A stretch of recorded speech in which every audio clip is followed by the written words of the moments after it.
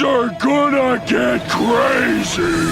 And the Oscar goes to... And the Oscar goes to... And the Oscar goes to... And the Oscar goes to... And the Oscar goes to... Shrek. Wallace and Gromit in The Curse of the Were-Rabbit. Inside Out. The Boy and the Heron. Flow. Hello, everyone, and welcome to a very special episode of AniMat's Crazy Cartoon Cast. And I know I would often say that, but this time around, as you probably have seen in the opening, I really do mean it, because this is not just any ordinary episode. This is the 2025 Oscars Spectacular. By the way, just a quick side note, thank you so much, Jay Monty, for being a new fish for this episode. So anyways, back to what I was talking about. Yes, this is primarily going to be all about the Oscars, in which we're going to be looking into all the winners, especially the animated ones, and I'll even give out my thoughts on the show that we have seen. I'll be looking into the entire the entire ceremony of the Oscars, which was hosted by Conan O'Brien. However, unlike the previous years that I would go and do these Oscar spectaculars, this episode will not exclusively be about the Oscars. Yes, we are going to go and actually look more into some other news that actually occurred in the animation world, including a last-minute addition to this episode. And yes, I'll say this right now, minor spoilers, but the grand finale shall indeed be the Shrek 5 teaser, which I know has been very much talked about. So I'm going to go and include my piece onto this. And by the way, just a quick mention, considering how last week as well, we have seen some very unfortunate and tragic deaths, including Michelle Trachtenberg and Gene Hackman. So I just want to go and give a quick shout out to them. Very respected actors in their own right, and it's very unfortunate to see them go, and especially something, and I know it sounds weird, but it's also a little bit strange to see the way that Gene Hackman go, considering that it wasn't just him, but at the same time, his wife passed away, and one of his dogs passed away. That's when you have to go and, raise up some suspicions. It's like, okay, wait a minute, what the fridge is going on with there? And hopefully we will be getting some answers, but I just want to have a quick mention about them, and may they both rest in peace. All right, so with that out of the way, we have one heck of a show to get into. So now I would like to go and ask the chat wall, are you ready for today's episode of AniMat's Crazy Cartoon Cast? Are you prepared for this Oscar special? Now, let me hear it, folks. Are you prepared? Oh boy, JF is certainly ready, because he just became a new fish. So yes, I do see people are ready. People are prepared. That's beautiful to see. And so, with that said, it is now time that we shall go and get things started. And with our first story, or we might as well look into our first part of the Oscars, of course, as this is AniMat's Crazy Cartoon Cast, we shall be looking upon the animation categories. And we're going to go and start things off by taking a look at the Best Animated Short, which the winner this year was In the Shadow of the Cypress, to which it managed to get the Oscar above all the other categories, which may I quickly go and switch onto my list here on Wikipedia, the entire page of this year's Oscars. So as you can see here, yes, In the Shadow of the Cypress was able to go and get the win above the other animated shorts this year, including Yuck, Wander to Wonder, Magic Candies, and Beautiful Men. Now, I'm just going to go and say this right now, that I'm not going to go too much into this, considering that I am very well aware that many of you listening and watching may not have actually seen any of the animated shorts, or maybe you're just not lucky enough to go into one of the screenings that did present the shorts. So I get that. but I'm just going to go and quickly express my thoughts on the win. But if you do want to go and hear my entire thoughts on the animated shorts and also this year's Oscar-nominated animated films, you could go and check out Rachel's video from Rachel's Reviews, where we collaborated again to go and discuss about all of these shorts. But to go and make a long story short about it, well, no pun intended. But anyways, yes, when it comes to this year's lineup of animated shorts, I think it is a much better improvement than last year's. Like, I'll confess, I am still a little bit salty that Once Upon a Studio did not get nominated. That was just a massive snub, especially when all the other nominations that we have gotten at that time, they really felt like style over substance. And even the winner wasn't really all that great. Wasn't really a fan of that. But when it comes to this year's lineup, I think it is very solid. These are all great animated shorts in their own individual right. And it was very hard to go and guess. And I was thinking, okay, maybe Wonder to Wonder, because that was the one that managed to win the Annie. And I also believe it got the BAFTA as well for Best Animated Short. But in this case here, I was thinking, like, okay, it'll also win the Oscar. But no, it turned out to be In the Shadow of the Cypress. And in that regard, honestly, I was very happy to hear about that, because that was actually my personal pick, because I felt like with In the Shadow of the Cypress, that was actually the one that made the strongest impact. It was debatably the heaviest out of all the animated shorts, but that was the one that, like, it left an impact, like, in a very good way, because it's an Iranian animated short that was about PTSD, and the way that they visually represent that, like, it really is powerful. Like, it was a very strong drama, even though it was just a short, so it wasn't really that long to begin with, but it really managed to hit all the right notes. It is a great looking animated short, and not to mention, very cute to see that it is from a husband and wife duo, specifically, just to read here from my source on Animation Magazine, from Hossein Molayemi and Shirin Shohani. So I just want to go and say congratulations to the two for winning the Oscar on this. Very well deserved and great short. All right, but with that out of the way, let's actually get into the big one, Best Animated Feature. And the winner was none other than the Latvian animated film Flow, in which it managed to go and get the Oscar above all the other big players this year, including Pixar's Inside Out 2, DreamWorks' The Wild Robot, Aardman's Wallace and Gromit: Vengeance Most Foul, and Adam Elliott's Memoir of a Snail. And this is definitely a major record breaker. Just a quick side note, by the way, one of them, I'll get this out of the way, but this is actually in regards to the director, Gins Zilbalodis.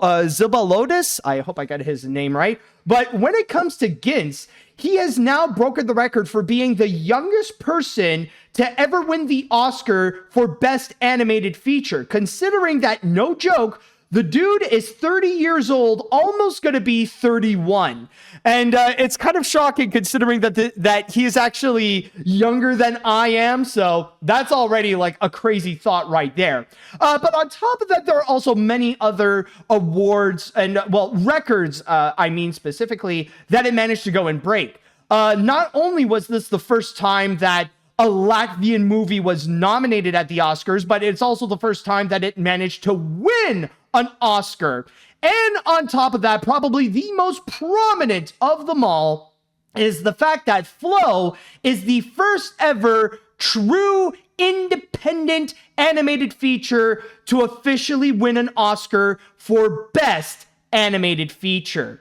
And I know that technically some could say that there have been some previous times that it happened before, including the Studio Ghibli films. But then again, when it comes to stuff like Spirited Away and last year with The Boy and the Heron, that doesn't necessarily count considering the popularity of Studio Ghibli, and especially its director, Hayao Miyazaki, is very much in the mainstream. But the point is that with Flow, this is like I said before, this is a true independent animated film in which in which it is not from any of the major animation countries. So it's not from the US, it's not from the UK, and it's not from Japan. In fact, this is now the second year in a row in which an American animated movie did not win in that category. Now it's like Best Animated Feature is truly going international. So it is kind of shocking to see them go into this unconventional route for them to go and actually pick Flow to win Best Animated Feature. Because there was a time, in fact, it wasn't even that long ago, where the mere idea that an international animated feature would go and win the Oscar, because usually they would go and pick the mainstream ones, rather it be the stuff from Disney, from Pixar, or from some of the other studios like with DreamWorks or Sony or anything, or Netflix even, or anything like that. Like, it was a category that almost felt like it was exclusively for those mainstream studios to go and get the win. Like when an independent animated film would go and actually get nominated, like that alone is a massive honor, because then they would go and get a little bit of a popularity boost. Then it would get a bit of recognition from mainstream audiences to know what the fridge it is. Even if it is only a little bit temporary, and then like probably a year or two later, people would just go and quickly forget about it. But in the case of Flow, this is a bit of a game changer right here, because technically with Flow, it is exactly that. It's just one of those independent animated films that, because it got a lot of attention throughout film festivals and stuff like that, that it was lucky to go and get that nomination. And that alone would have been a great honor. But then suddenly, it managed to go and get the win. And I remember, like, even just a few months ago, like, if we would go and discuss this back in December of 2024, people would not think that Flow would actually have a chance. But then suddenly, like, the game completely changed when we saw it managed to win the Golden Globe. And from there, it was able to go and collect several accolades on its own, even competing with the other movies with The Wild Robot in order to keep collecting them until this very moment where it managed to go and get the Oscars. And also, I just want to go and mention as well that, my God, was this a very unpredictable year. And I think that also really played a major factor into how surprising the win was for Flow.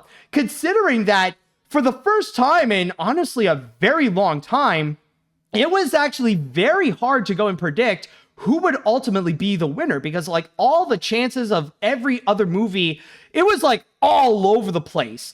Because beforehand, I've already talked about this before, it felt like the chances were very much in the favor of almost all the nominees there. Like, it really could have been like not just Flow, but the chances were also high for The Wild Robot, for Inside Out 2, and Wallace and Gromit: Vengeance Most Foul. And this is not to mention that even with the other award shows, the prize, the winner for Best Animated Feature, it would heavily vary. Like, yeah, Flow got the Golden Globe, but then you look at the Critics' Choice Awards and the Annie Awards, and that went to The Wild Robot.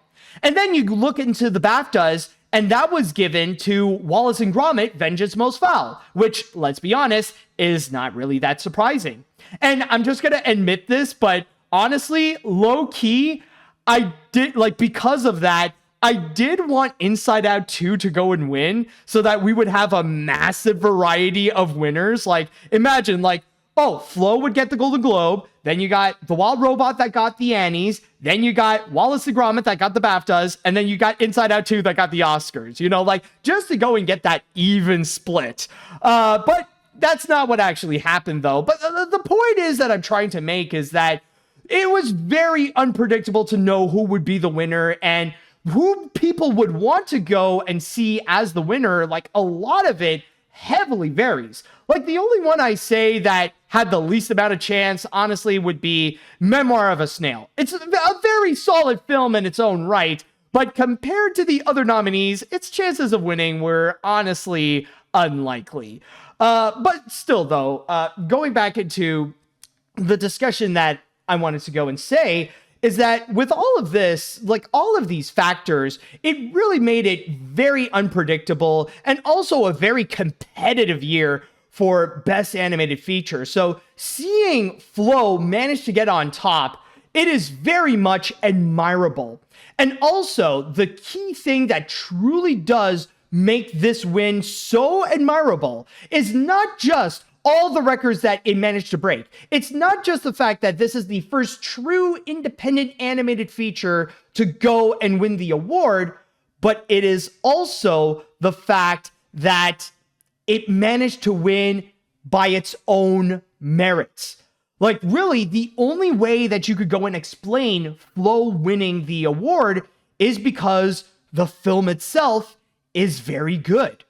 Like, keep in mind, like with all the other movies, they all have something in which they could attach themselves to that would give them a little bit of a leverage and a bit of recognizability. Like, you go and take a look at Inside Out 2, for example. It's a sequel to a very popular movie, and it is a Pixar film that does have some recognizable celebrities that are among the cast, including Amy Poehler, Tony Hale, Louis Black, Maya Hawke, and several others. And the same thing can also be said about The Wild Robot. Sure, it's an original movie, but it is from DreamWorks Animation, and it had an all-star cast, including Lupita Nyong'o, Pedro Pascal, Kit Connor, and several others. And even with Aardman, with Wallace and Gromit, Vengeance Most Foul, it's already based on a highly beloved animated franchise, and it is from Aardman as well. You know, Aardman is a very renowned stop-motion animation studio.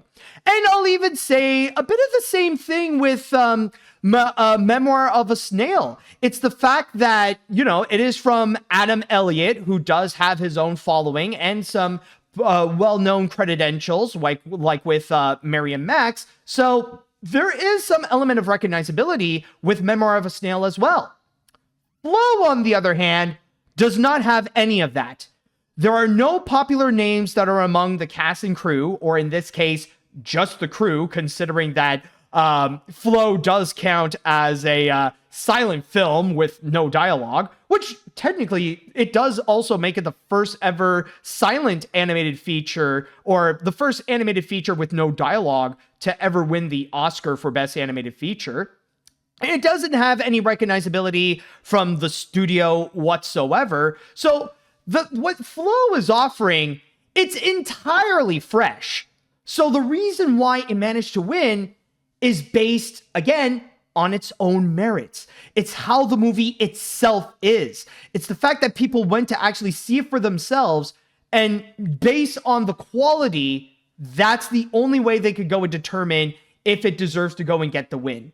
And honestly, I find that very admirable. And on top of that, not even to mention that it is also very smart throughout the award season with the way that Flow would actually go and like really take advantage of the big boost that it was able to get at the Golden Globes. Because of that win, it was able to go and really get a lot of recognition, to really get a lot of people talking, and especially to go and actually have it premiere on Max so that more people can have an easier accessibility. Because that is honestly one of the big disadvantages when it comes to independent animated features, is that sometimes they're not easy to go and find. So the fact that it was able to go and get released on Max to give at least American audiences a chance to go and watch it, and not to mention also like to be released digitally as well, so that like you could just go on the internet and like you'll have the access there. That is a very smart move and really took advantage to go and get that boost in order to get as much recognition as possible for that category of Best Animated Feature, which ultimately paid off right over here. So I just want to go and say congratulations to the team of both Flow and In the Shadow of the Cypress for their Oscar win. Definitely a notable year, and who knows, this could really be a game changer where things are about to get very unpredictable with the Best Animated Feature category. I mean, I could be wrong, but you never know if this will mean that in the long run, it's not just going to be the American studios or even like some of the big name studios internationally like Studio Ghibli or Aardman who would have a chance. Now it really is a true race where we're going to see like it could be anyone, and you'll never know who's going to be the big name winner, especially now if there is a strong likelihood that now the independent stuff that mainly gets premieres in festivals, they'll get their chance to win.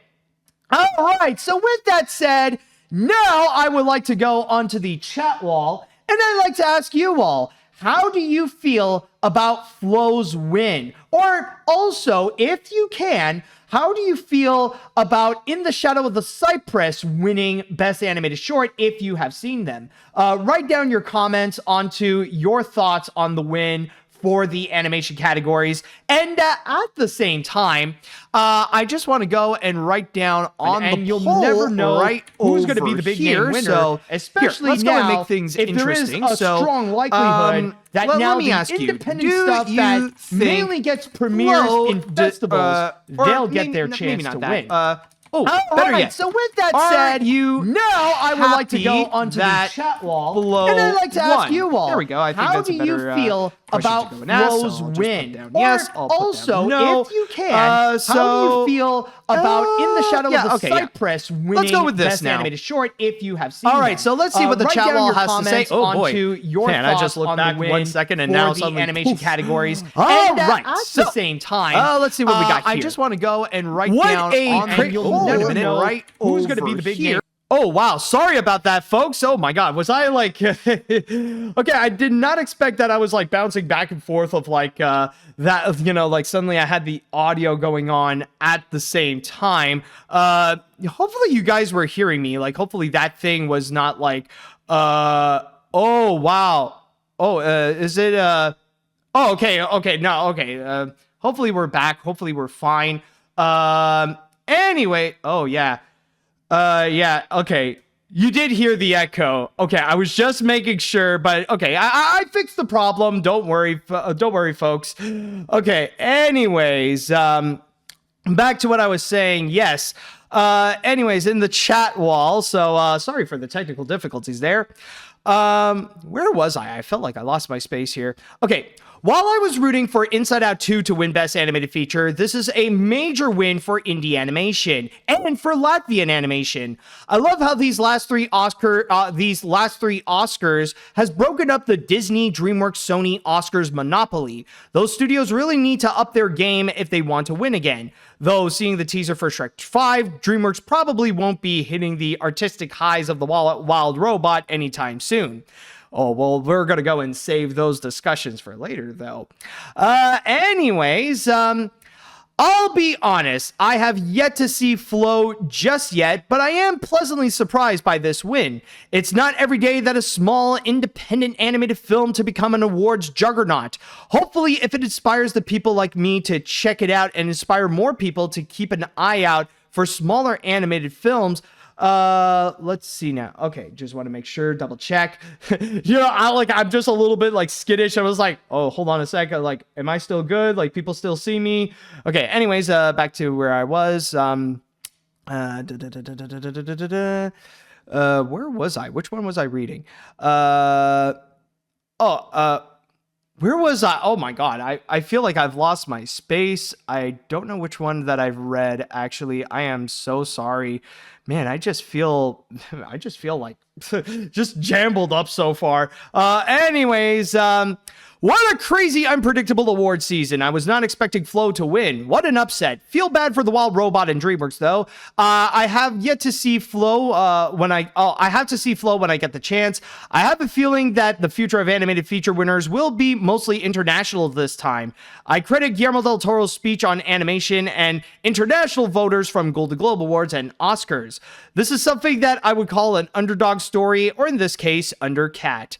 And I will say it seems to be almost unanimous that that all of you seem to be pretty happy that Flow turned out to be the major winner. With the exception of one vote, all of you have said, yes, you are happy for Flow to go and win. All right.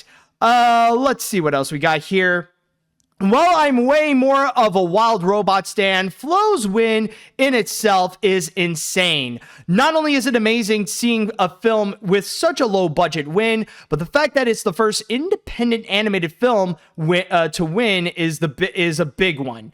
All in all, it's all an unprecedented W.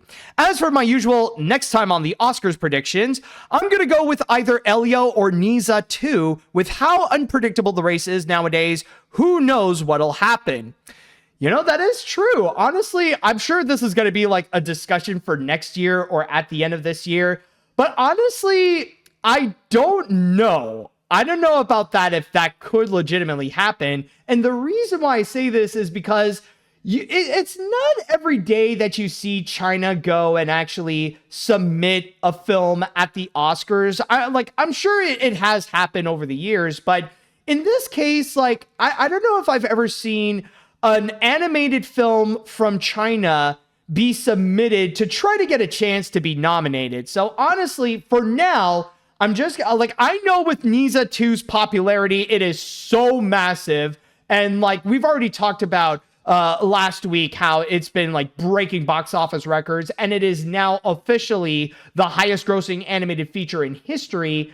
But the odds of Nisa 2 being nominated at the Oscars for Best Animated Feature, I don't know. And I'm not saying that it won't, and I'm not judging it by its quality, but it's just with the way that, you know, you don't often see China submitting animated films at the Oscars. So, but I will say though, if they would, I feel like there could be that very strong chance. Anyways, let's see what we got here. I'll be honest, I have yet to see Flow just yet, but I am pleasantly surprised by this win. It's not every day that a small independent animated film to become an awards juggernaut. Hopefully it inspires for people like, oh yes, oh, that was the one that I was reading. Oh, okay, there we go. Yes, hopefully it inspires people like me to check it out and inspire more people to keep an eye out for smaller animated films for award season to follow.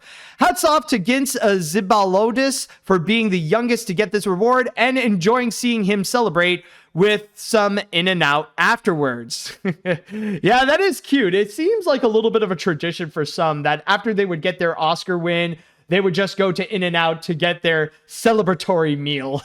All right. Okay, so it seems like for now, I am running a little bit out of time, unfortunately. So with that said, congratulations to both In the Shadow of the Cypress and Flow for the big Oscar win. So now we're going to go on to our first break. And when we do come back, we're going to go and check out all the other winners. Or in this case here, we're going to be talking about the live action winners at the Oscars. All right, welcome back. So now that we have fully discussed about the animated winners, now it is time that we're going to go and check out all the other winners at the Oscars. And in terms of the big winner for this year, it turned out to be the independent feature Anora, to which it managed to walk out with 5 Oscars, including Best Picture, Best Directing, Best Actress in a Leading Role for Mikey Madison's performance as the title character. It also managed to get Best Writing or Best Original Screenplay, and it also got Best Editing. At the same time, there are some other multi-winners as well. Yes, it's not just Anora that managed to get everything. Now, there are a split amount of winners that we got and several other movies that did win multiple awards, which did keep the Oscars feeling exciting and also unpredictable. And on top of that, even feeling a bit fair as well. So just a quick side note, by the way, Asifa Hollywood, please take note the next time you're going to go and be presenting the Annie Awards. But anyways, going back to here, yes, it's not just Nora that walked away with multiple Oscars, but also The Brutalists managed to go and walk off with 3 Oscars, in which it won Best Actor in a Leading Role for Adrian Brody's performance. At the same time, it also managed to win for... let me just double check. It won for Best Cinematography as well as Best Original Score. And then you got 3 movies that managed to go and get 2 Oscars for themselves, in which these include Emilia Perez, the controversial film, in which it managed to walk off with 2, with Best Actress in a Supporting Role for Zoe Saldana's performance, as well as also getting Best Original Song for El Mal.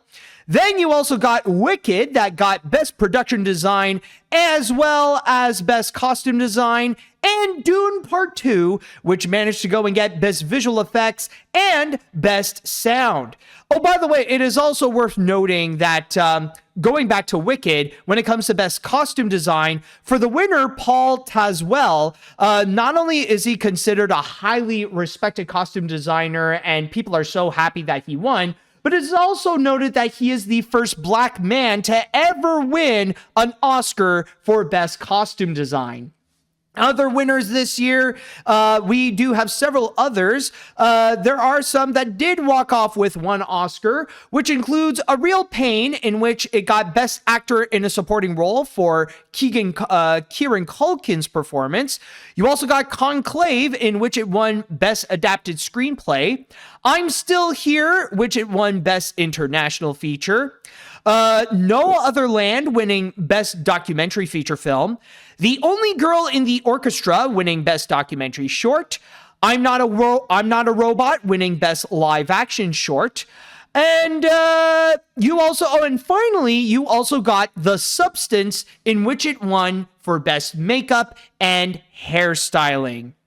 So yeah, these are all the major winners. And may I say that with when it comes to the Oscars this year, it's not just with Flow, but it's especially with Anora that it was a massive win for independent films as well. And Anora is definitely a very prominent example of a small independent feature with no connections to any of the big name studios out there. Even when it comes to their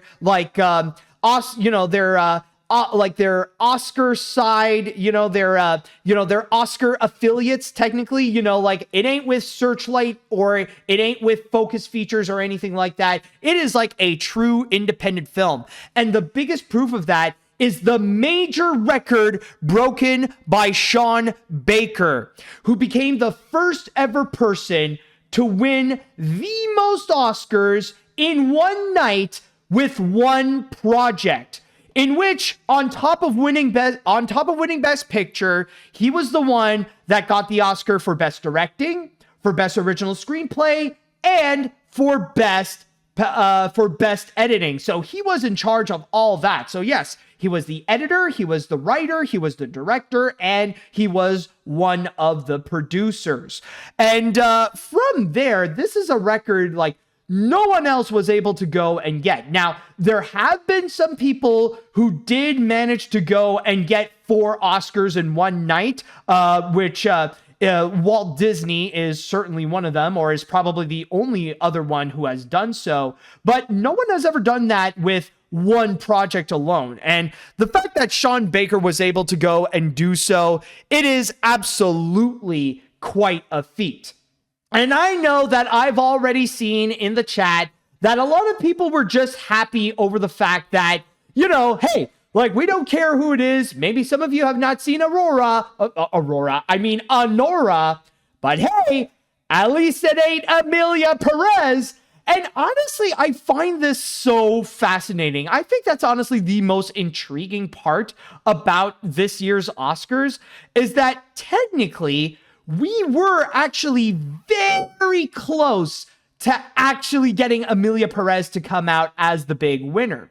And the reason why I say this is because if you recall back during the Golden Globes, Emilia Perez did come out as one of the major winners. In fact, it actually walked out with 4 Golden Globe Awards. But then, of course, over time, Emilia Perez got more and more controversial, not just regarding the movie itself, where many people disliked it, especially in regards to its representation for trans people and with how it represents Mexico as well. But then also, you got the controversies with Carla Sofia Gascon. And her tweets, I honestly feel like, oh my God, it turned into a PR nightmare. And I think that really was the one that really paid the price. And that cost the movie to go and, it cost the movie its chances of getting many of the other awards. Now, yes, I know it did also manage to win Best Supporting Actress for Zoe Saldana, as well as Best Song for El Mal. And on top of that, those ones did not do the movie any favors, because now people are more upset also of the fact that with their acceptance speeches, they did not acknowledge the trans community or Mexico at all. So yeah, that it's only making things worse for them. Even Zoe Saldana today, she actually had to go and put out an apology for not acknowledging Mexico whatsoever. But going back into the controversies, especially with Carlos Sofia Gascon's tweets, in which she went full on unhinged with her bigotry and even saying like, well, Hitler only has opinions. Like, that Trump-style viewpoint pretty much costed the whole movie a lot of awards. I feel like there would have been a chance that Emilia Perez might have been the Best Picture winner, but those chances were completely dashed. Where it lost it, not only did it lose its big chance for Best Picture, it lost its chance for Best Directing, it lost its chance for Best International Feature, and even if it might not have won, it lost its chance for Best Actress, and it lost its chance for Best Adapted Screenplay, and maybe a few others as well. But yeah, this is why, like, when you have controversies, the worst time to ever do so would be at the beginning of the year, because if you're in competition during award season, this is the last thing you want. You do not want to be like someone like Carla Sofia Gascon, where suddenly you would get all of these controversies. And yeah, it absolutely did cost her the win, and it gave a big leverage for Anora. And like it's like what I said before. It's basically like if none of that happened, if nobody uncovered those tweets of Carla Sofia Gascon, Emilia Perez would have legit come out as the big winner. But instead, it decided to, like, the Oscars and the Academy and its voters decided to change their mind and give that attention to Anora instead. It's kind of funny because now I feel like Emilia Perez has become the new Joker, where over time it is disliked by the public, or at the very least it is controversial, where many people dislike it.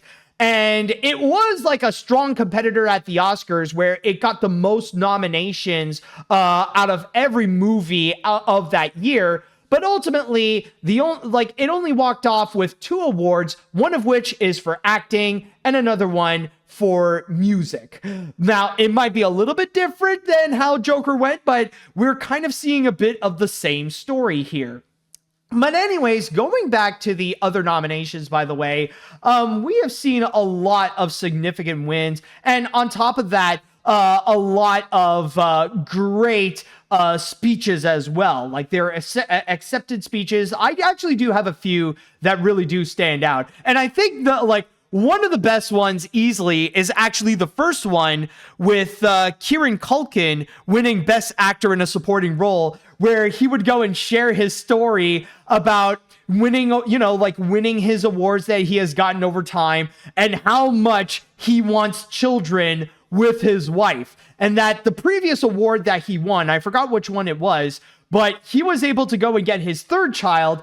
And then they actually made a deal that if ever, for some reason, he would win an Oscar, he would ask his wife to have a 4th child. And that's exactly what happened. So it definitely won the prize for honestly the craziest and honestly the funniest speech of the year. So that really was a lot of fun to go and experience, or at least to go and watch.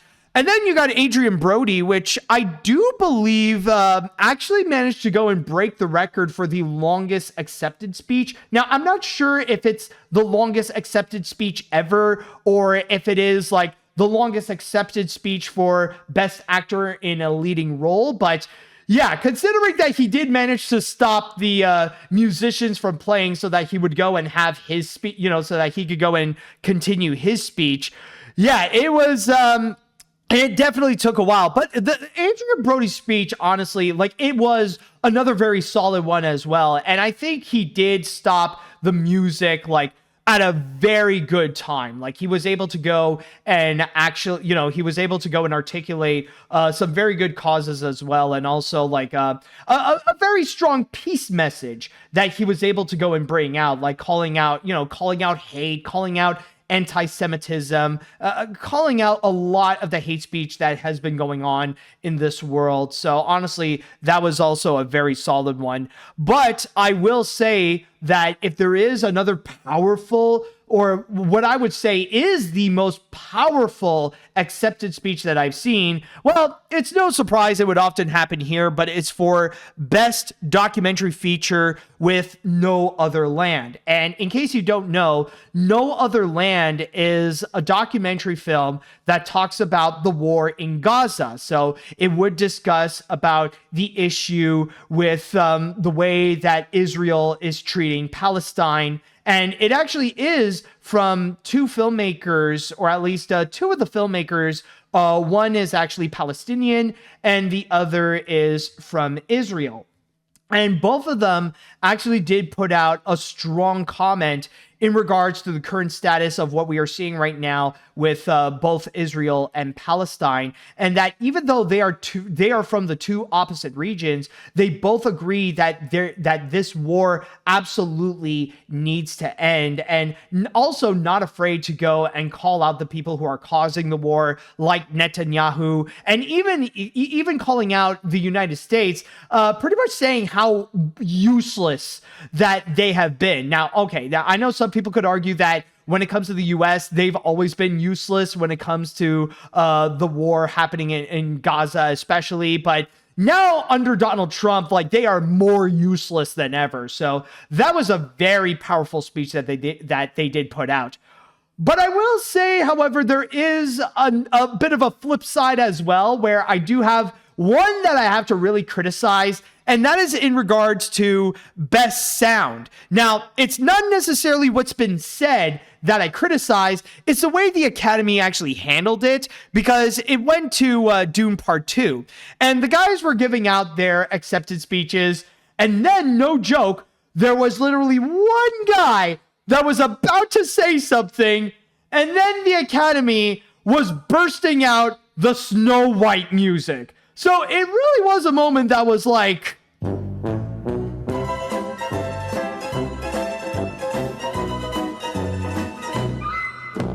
so yeah, a bit of a fail. And then, like, it really turned the moment to be massively awkward. Like, the sound guys didn't know what to do. One of the presenters, Miley Cyrus, was like shocked, and she was there like, what the hell, man?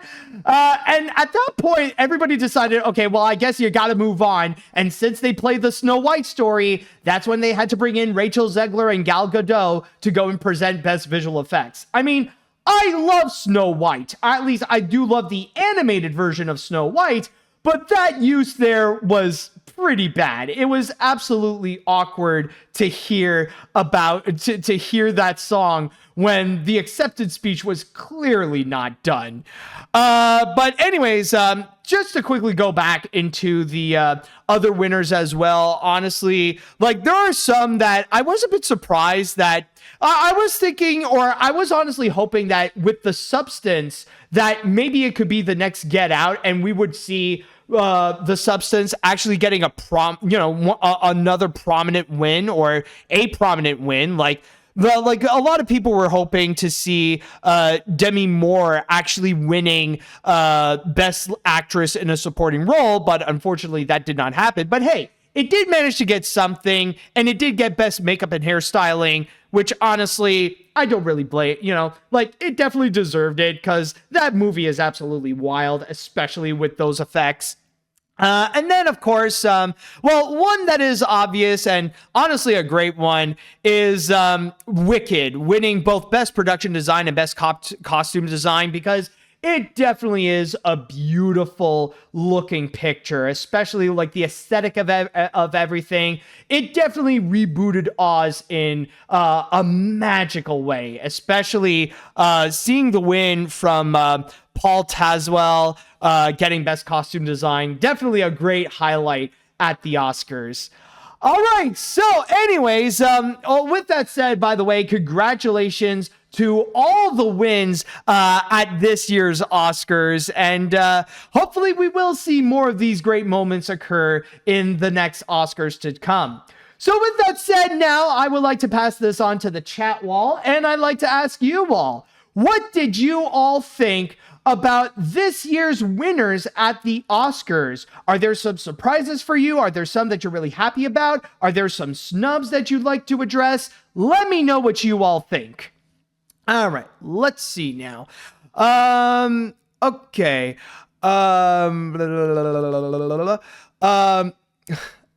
You want to know something funny? I only watch Flow because I'm a cat person, because my favorite movie from last year, followed by Sonic 3 and Deadpool and Wolverine. Back to Flow. The story helped me recover from a loss in my family. I'm glad it won the Oscar. Seeing an indie movie beat Disney always puts a smile in my face.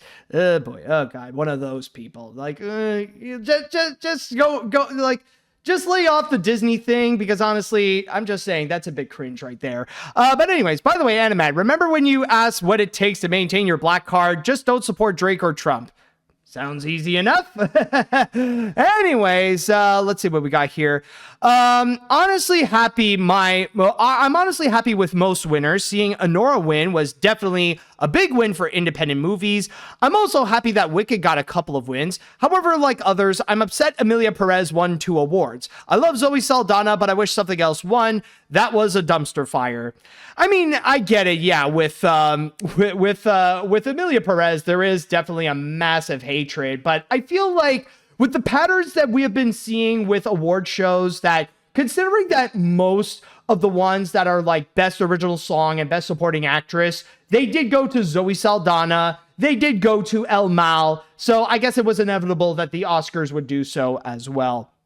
Not to mention that also, I just feel like that accepted speech for Best Song, that one, yeah, that seemed a bit weird. That seemed awkward. Anyways, let's see what we got here. Okay, this is insane because my friend predicted Anora would sweep the Oscars 3 months ago. Neat. Anyways, Anora was a great movie that more than deserved its win. Plus, with Better Man being snubbed, I'm just glad that Take That got some love since their song Greatest Day is in Anora. As for the others, Wicked's production design win was inspired. The No Other Land team speech was beautiful, and I love the fact that Best Cinematography went to a guy named Lol. That's just funny. Wait, hold on. Let me just go and double check. Best, hold on. Let's go and discover this together. Best Cinematography. Oh my god, it is.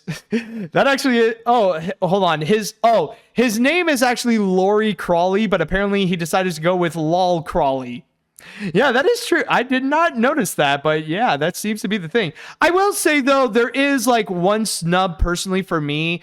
It would be like, if I would have to say a snub, it would be Best Visual Effects. I would have given it to Kingdom of the Planet of the Apes. I mean, like, the visual effects on that are phenomenal.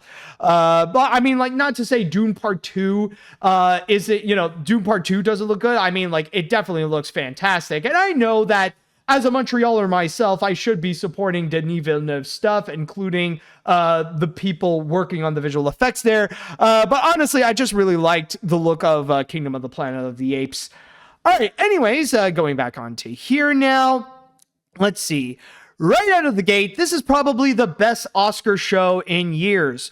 Actually, I'll save that comment for later, by the way, considering that is the next subject that we will be talking about. So, hold on a sec. I'm just going to be checking for the winners so far. Let's see. The ceremony was absolutely great. I have seen most of the winners on here, like Anora and the Brutalist. Both of them well-deserved in my book. Been a big fan of Sean Baker for a long time now. I was lucky enough to see the guy last year at Willem Dafoe's Walk of Fame ceremony, and he seems like a nice guy. Overall, congrats to him and everyone else, including Mikey Madison, that won. All right. Let's see now. What else do we have here? What other comments would there be? Just to double check. Okay. Let's see. Huge congrats to everyone and every movie who won this year. I'm very happy that Anora won Best Picture. To be honest, I did root for Wicked to win that award, but oh well. Still really awesome to see another independent feature winning big time. Between Anora and Flow, we're now in an age where even the little guys can make a big impact like the big boys. It made me smile. Also, Emilia Perez found in Miami. Just saying. Yeah, I keep seeing that. I keep seeing those comments going on. It's like, is that actual news or is that a meme? All right. Let's see. What else do we have here? What other comments to go and check out? Oh, yes. I just finished watching Anora today before coming to this podcast. I thought it was a pretty good film. The acting was spot on. Mikey Madison's performance was superb. And the representation of the life of strippers was something. Though the downside for this movie is that it is slow and repetitive, but overall, it's still a pretty good film. I was expecting either Doom Part 2 or Wicked, but hey, I guess this deserved the win. Also, I'm glad that Mikey Madison won a Best Actress award. All right, nice. Let's see. Are there any other comments? I think I'll read one more before we go. And you know what? Okay, I'll go with this one. Congrats to the winners for all those choices of wins. All I could say is that I had little to nothing to root for this year of movies. My only choice of movies were the animated flicks and Wicked, so none of the films that won really gained any interest for me. If I have any snubs, I want to say Transformers 1, Deadpool, and maybe Mufasa. I mean, granted, that film wasn't great, but was expecting maybe some nominations for either the directing, since I thought Barry did do a good job, and the songs. You know, like, I know that that is a bit of a discussion in itself when it comes to, like, snubs and nominations and stuff like that. But, I mean, hey, like, you know, the awards are done. We've given out the winners. So, I guess, like, it would be time to move on from that. But yes, congratulations to all the winners of this year's Oscars. Not just for the animated ones with Flow and In the Shadow of the Cypress, but to everyone else, especially to Anora for those big wins.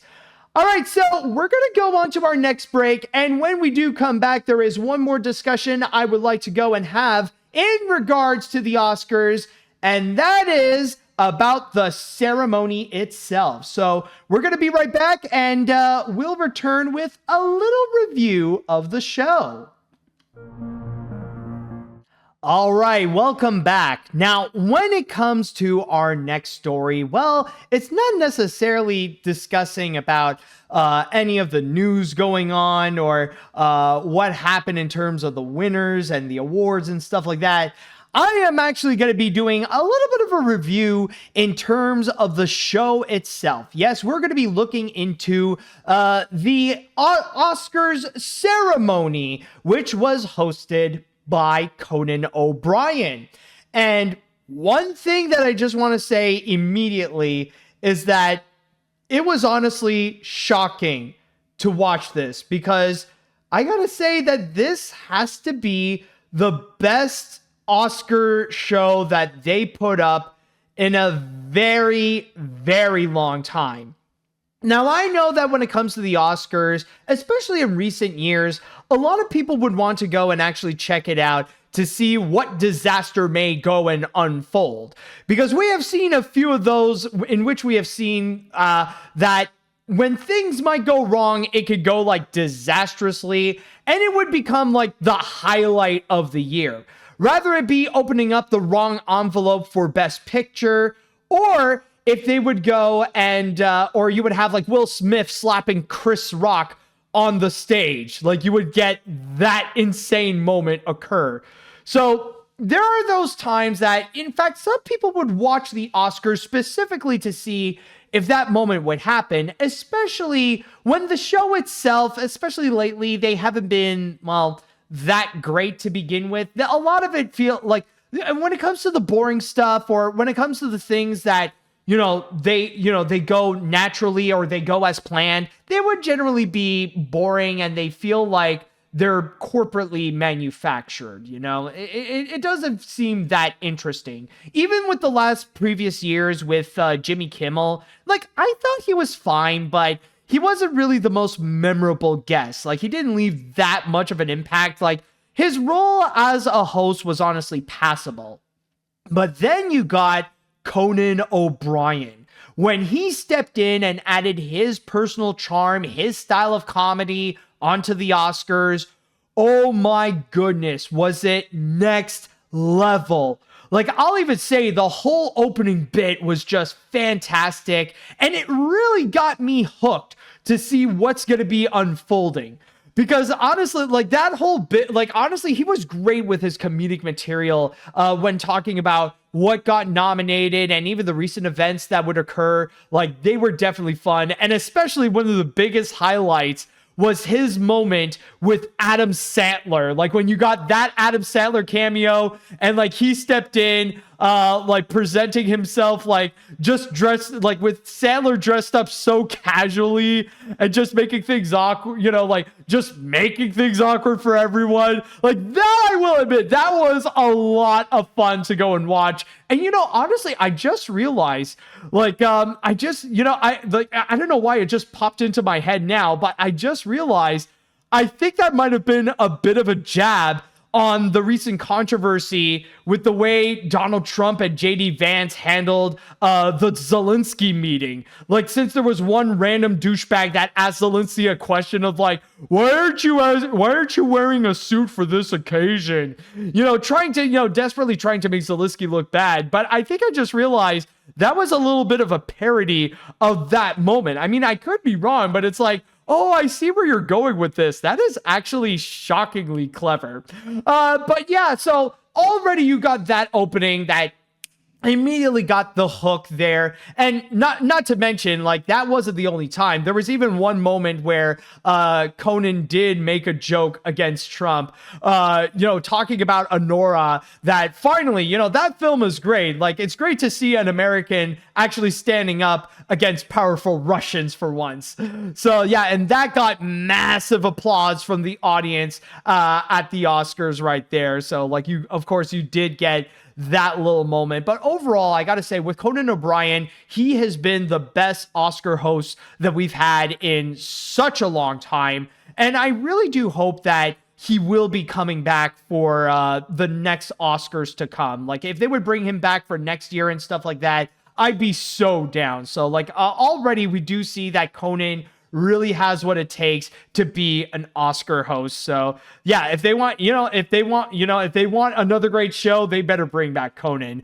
But then you also have many of the other presenters as well who do have their fun moments. I gotta say, one personal highlight for me, like, probably one of the best presenters, it would have to be Ben Stiller, where he was presenting Best Production Design. And from there, like, they were just messing with the way that the podium would go and rise and just go down. And you just see him as, like, just so stupidly short. It's like, he was, like, literally just underneath. Like, he was just, like, right over here presenting, and then he would just keep going down and down. That was honestly a very clever and really funny bit. That was a lot of fun to actually go and see. In fact, like, just cut to think of it right now, whenever Ben Stiller would come and present the awards, often he would have a lot of fun moments. Like, it just, like, I just had another flash, but there was a previous time, I think he was presenting Best Visual Effects or Best Makeup or something like that, and he was, like, he was completely covered where he looked like a Na'vi. But there were a few other ones as well that were actually very fun to go and watch. There was one that was also very sweet. Before getting into the In Memoriam segment, they got Morgan Freeman stepping in to go and give out a major tribute to Gene Hackman, to go and discuss about his recent passing and his legacy that he has given to entertainment.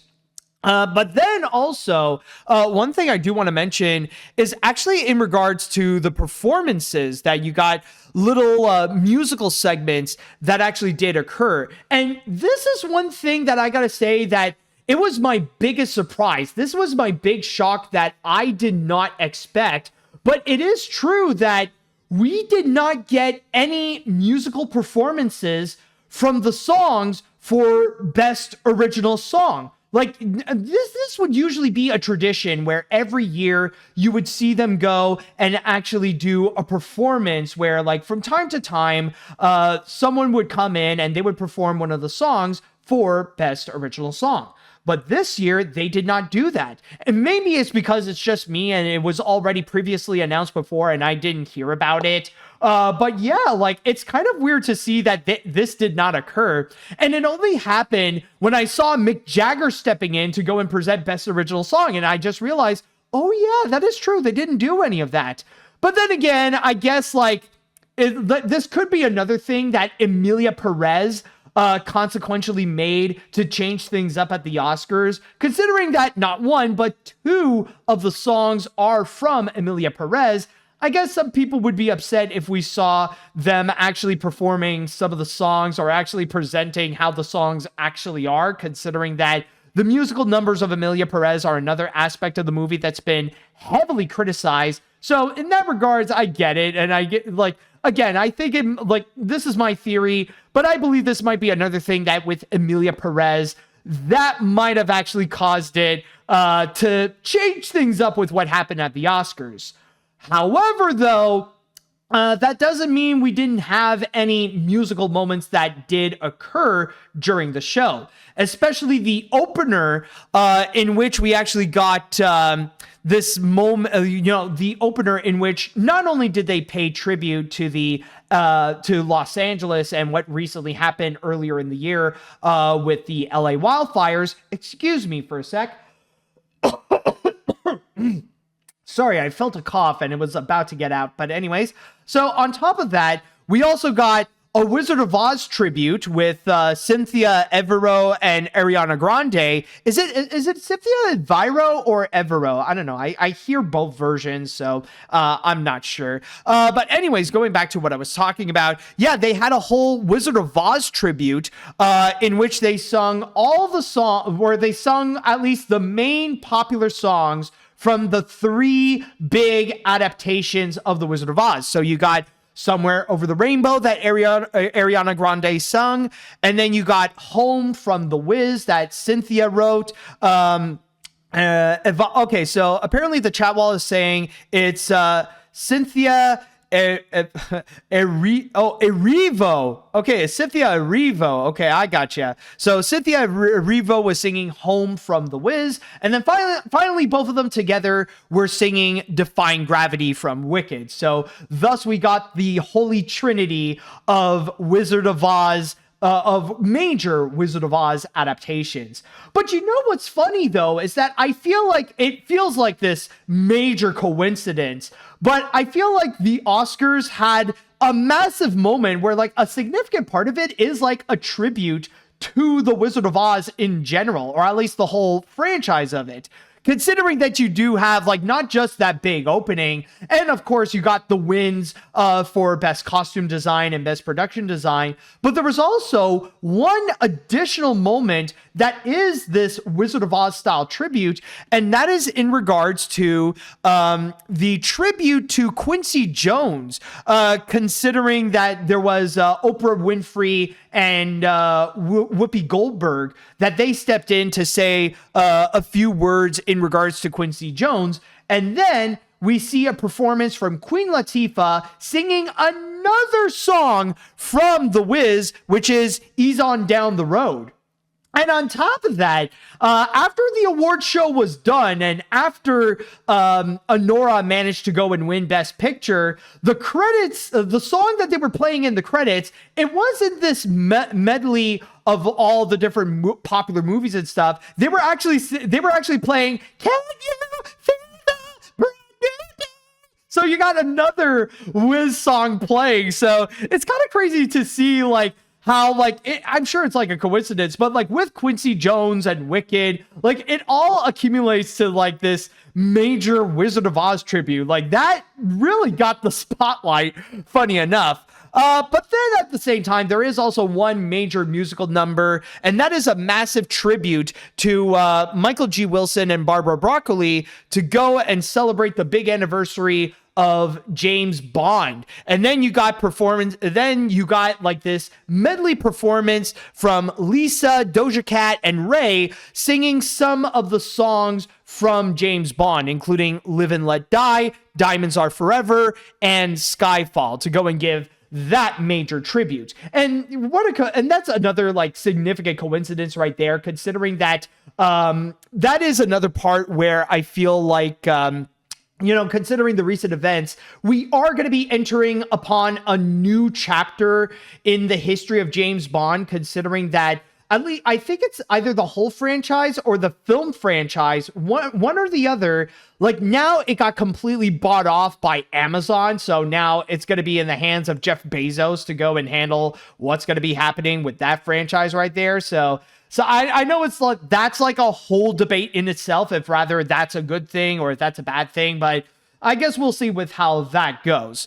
However, there is one criticism that I do want to give in terms of the show itself. And like, as fun, as great as like the whole thing has been so far, the one thing I do want to go and state, and what I consider was not handled well, like outside of the whole thing that happened between best sound and best visual effects, is of course with the way that the animation categories were presented. Because with all the other categories, like they were great. Like they did very well to go and pay tribute to both the nominees and the category itself to show and highlight the significance of why those elements are so important in the movies and why the people are nominated. Like they have done such a phenomenal job with what they have done. That is, except for the animation category, where not only did they throw that right in the beginning, like just after the first category with best supporting actor, but they just put that right on top. And for the most part, they barely talked about animation in general. It really was just Andrew Garfield simping over Goldie Hawn. And that was it. It was like, Andrew Garfield was just serenading to her how great she is. And then he was just there. Oh, right. We're here to talk about Best Animated Feature. So here are the nominees. Here's animation. Like, it's just like an afterthought. So yeah, like so I will say, like, for the moment for animation, like it is cool to see In the Shadow of the Cypress and Flow winning, but it shows that when it comes to the Oscars, they still don't care about animation and the way that it is presented, especially compared to all the others. They could have done so much better to at least discuss about animation. Like, at least say something. Even if they would go in that cringy direction of like, oh, it's been entertaining kids and families and whatever. Like, even if you would go and present it as a kid genre, at least you're acknowledging animation instead of what we got where like it was literally treated like a freaking afterthought. Now, I know that it is just a pretty minor moment there, but I just gotta say that, it's my one significant criticism that I do have. But overall, when it comes to the award show itself, I thought it was just fantastic. Conan was an amazing host. Everything was so well coordinated. The musical numbers, they were a lot of fun to watch. So overall, I definitely had a great time, and I'll even say it's the best Oscar ceremony that we've had in years. And hopefully that will set a new standard where we will see the momentum continue with the next award shows to come. Hold on a sec. Son of a fish. I don't know why I keep coughing so far, especially for this segment. But anyways, now let's go and ask the chat wall about what I've just talked about. For those of you who have seen the Oscars during March 2nd, or if you have seen the Oscar ceremony, I would love to know what you think. Did you guys enjoy it? Did you guys not? In fact, let me actually go onto Twitch, where I'm going to go and make another poll, actually. I want to go and ask you all, did you enjoy watching this year's Oscars? So let me just go and put in yes. I will put in no. And let's see what people will have to say for here. All right. So, all right. Okay. Now I can read your comment. Now is the time you could go and say it. Right out of the gate, this is probably the best Oscars show in years. Conan never got annoying or overstayed his welcome, and the awards given to the most part well-deserved, even if it's unfortunate Roz went home with nothing. An overall really solid show, and I hope Conan returns for next year. My only critique is have to give to the song choice for In Memoriam. Seriously, who approved using La Crisoma? I get its original meaning, but it still feels like I'm gonna see Pingu appear on screen. Yeah, honestly, I do get it. I do understand how you feel. Even for me, I feel like with the use of La Crisoma, I understand that it's more like for sorrow and stuff like that. But nowadays, I kind of associate La Crisoma as like the song you would use in order to go and elevate creepiness. Like, honestly, I feel like La Crisoma is a song that would be more in place in something like the Haunted Mansion, more so than an In Memoriam segment, if you get what I mean. Now, I know, like, it is really, like, open for interpretation, but I'm just saying, I do agree with you that it was weird with the choice of song using La Crisoma for, to pay homage for the people who have passed away. In fact, I actually come to think of it, considering those who have passed, you could have used something that is in relation to those that we have, lost. Like, you could have used something from, like, Richard Sherman, especially, that little song that they played, like that something like Feed the Birds would have been, like, perfect. Or maybe something with, something related to James Earl Jones, like the score of either, what's that baseball movie? Why is it a Field of Dreams? Somehow I got a brain fart and I forgot. Like, you could have the score from Field of Dreams or The Lion King. You could do something like that, honestly. Someone's mentioning Circle of Life. Yeah, freaking Circle of Life. Nah, man. We're not going to pay homage to the people who have passed with no,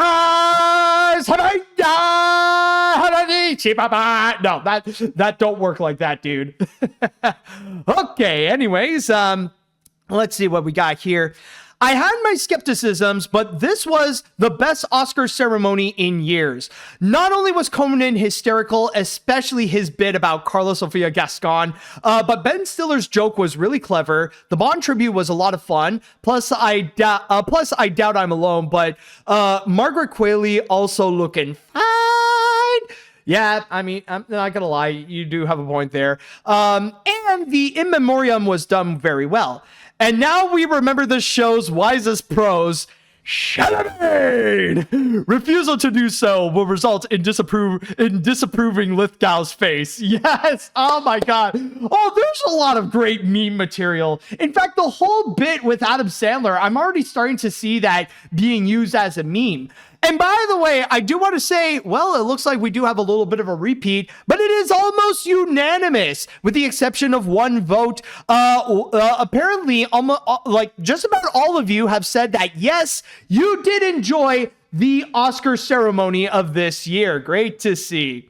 All right, so let's see what else we got over here. What other comments do we have? All right. I watched the Oscars on Hulu, and I thought it was amazing. The opening for the tribute of The Wizard of Oz was breathtaking, with Cynthia Erivo, see, I got it right, and Ariana Grande singing.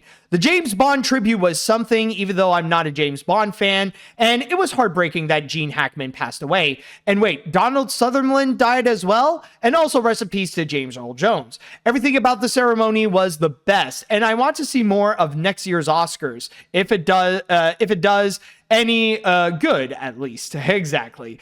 Let's see, what other comments would there be? What else do people have to say? I got this.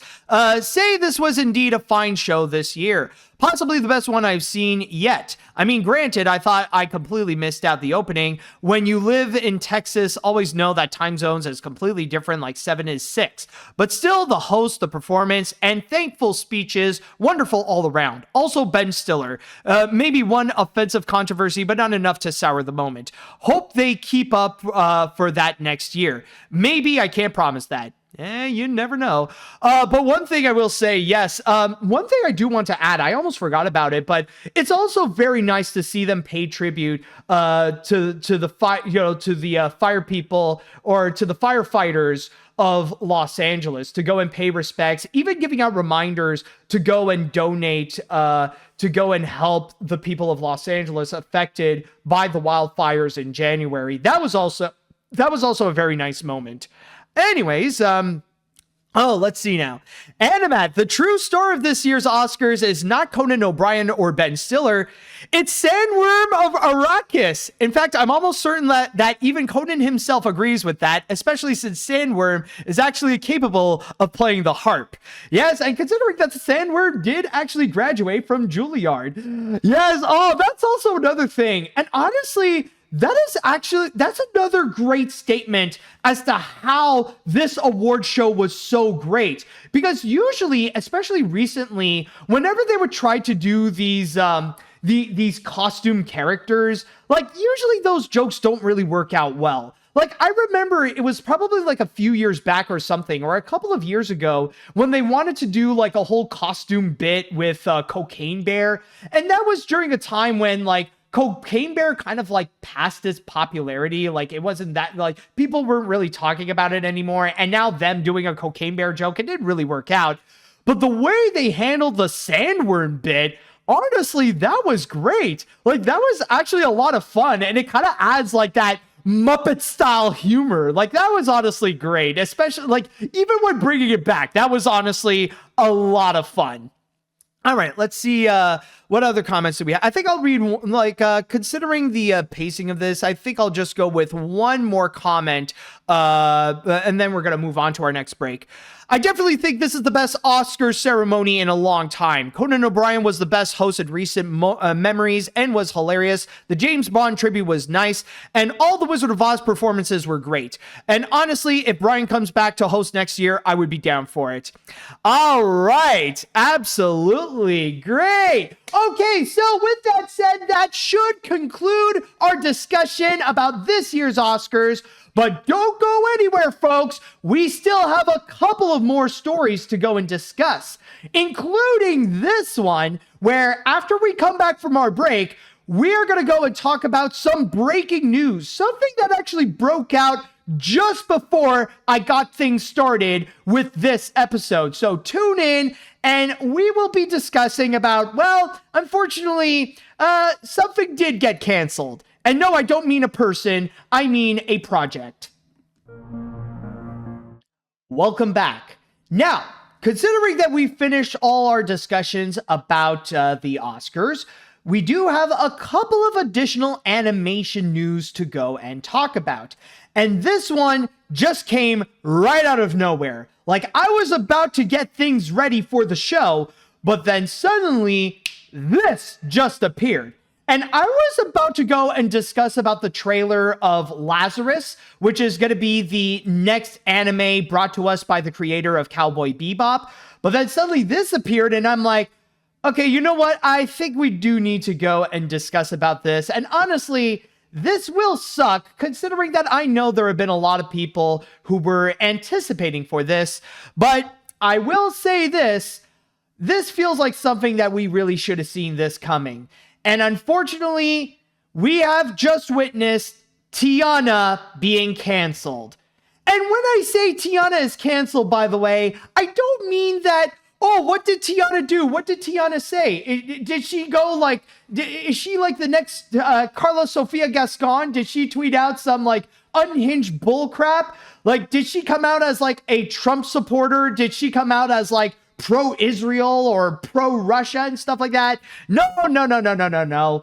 What I mean specifically is the Disney Plus series based on The Princess and the Frog, something that they have been planning for years, and ultimately it ended up getting shelved. And this was just broken out by The Hollywood Reporter, in which they have stated over here that the reason why,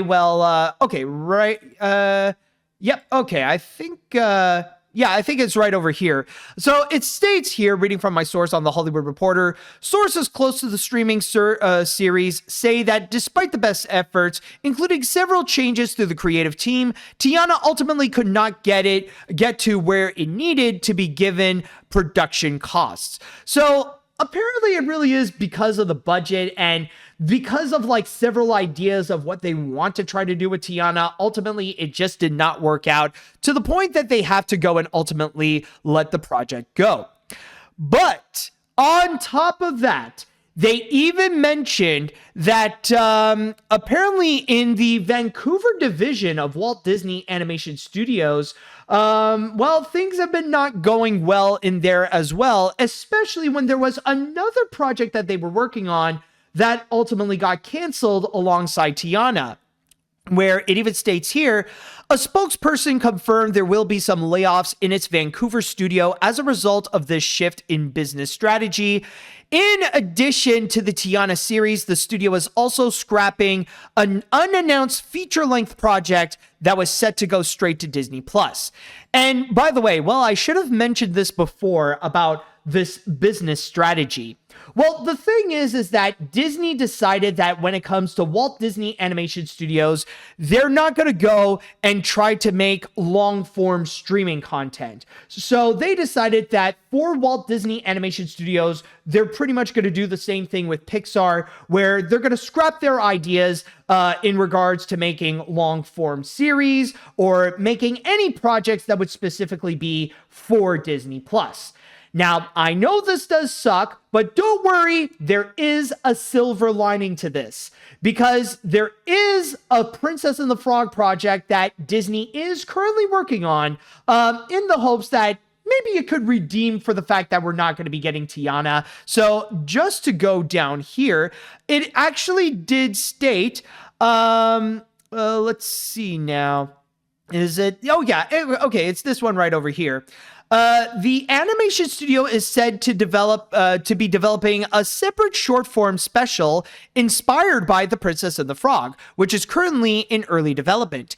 Though details of the project remains under wraps, it is expected to feature all new storytelling based on the 2009 film, with Joyce Sherry attached as director and writer, and Steve Anderson also directing. So, at the very least, we are going to be getting something related to The Princess and the Frog. And we don't know what this is, but, it could, at least we're getting more adventures with Tiana.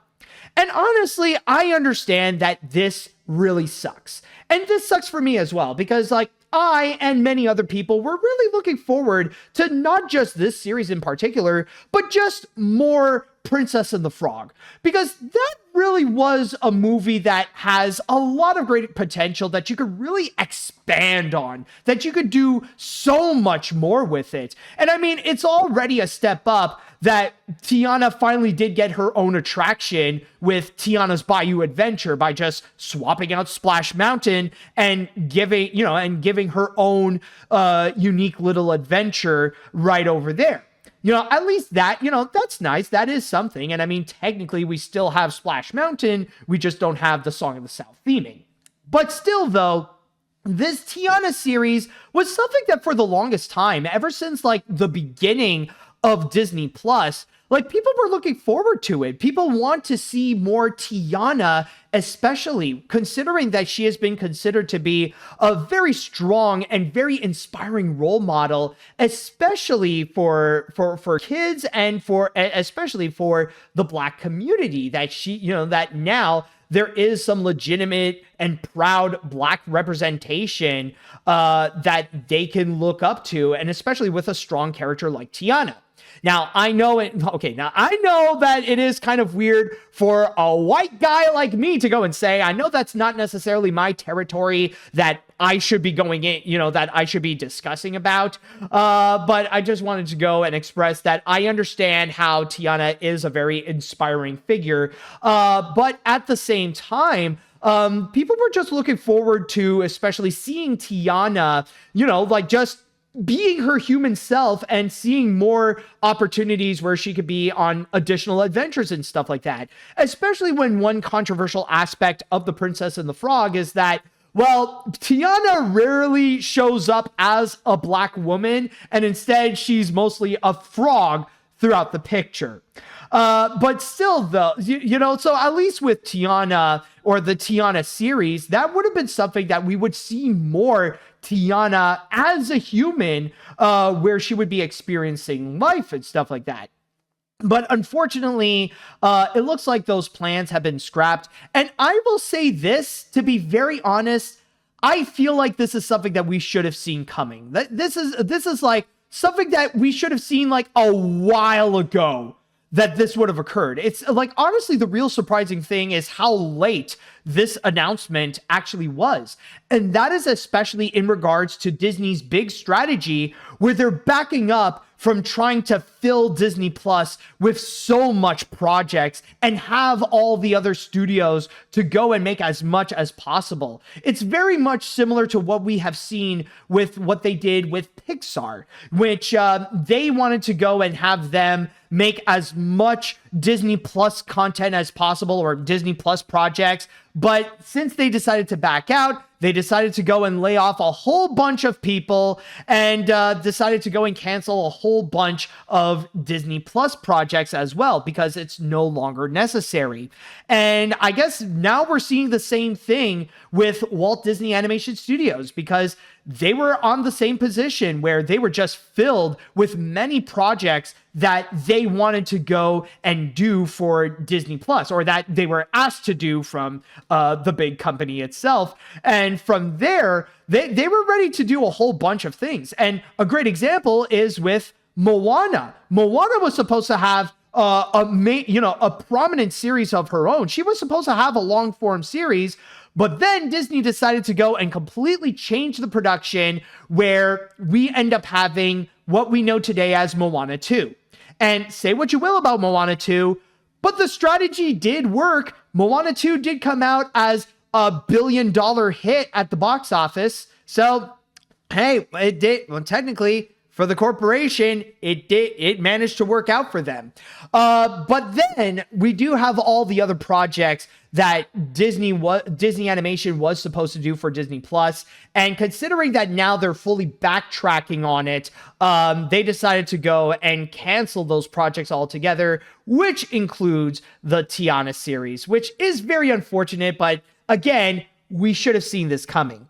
And I'll even add as well that with what we have been seeing, and considering that they did mention that they are doing layoffs as well in their Vancouver division and canceling the other projects like the feature-length Disney Plus thing that they got going on, I'm just going to say it right now, and maybe I could be wrong, but I wouldn't be surprised if we're going to hear in the future that they're going to shut down the Vancouver studio, that eventually they decided they no longer need a Vancouver division, and they're just going to go and shut that down and put all their energy on Disney Animation in Burbank. That's going to be the one studio that they're just going to go and focus on. And I mean, this is not the first time that we've seen Disney try to do this. They've done this before with Pixar Canada, in which they tried to go and expand they tried to go and expand to Vancouver to try to create more animated projects beyond their animated movies, but that ultimately did not work out, and that shut down. So I wouldn't be surprised if in the next few years we're going to hear the same thing, which of course it really does suck, especially for the employees. And I mean, it sucks for the employees right now who got laid off. I wish them the best, and hopefully that they'll find a new job soon.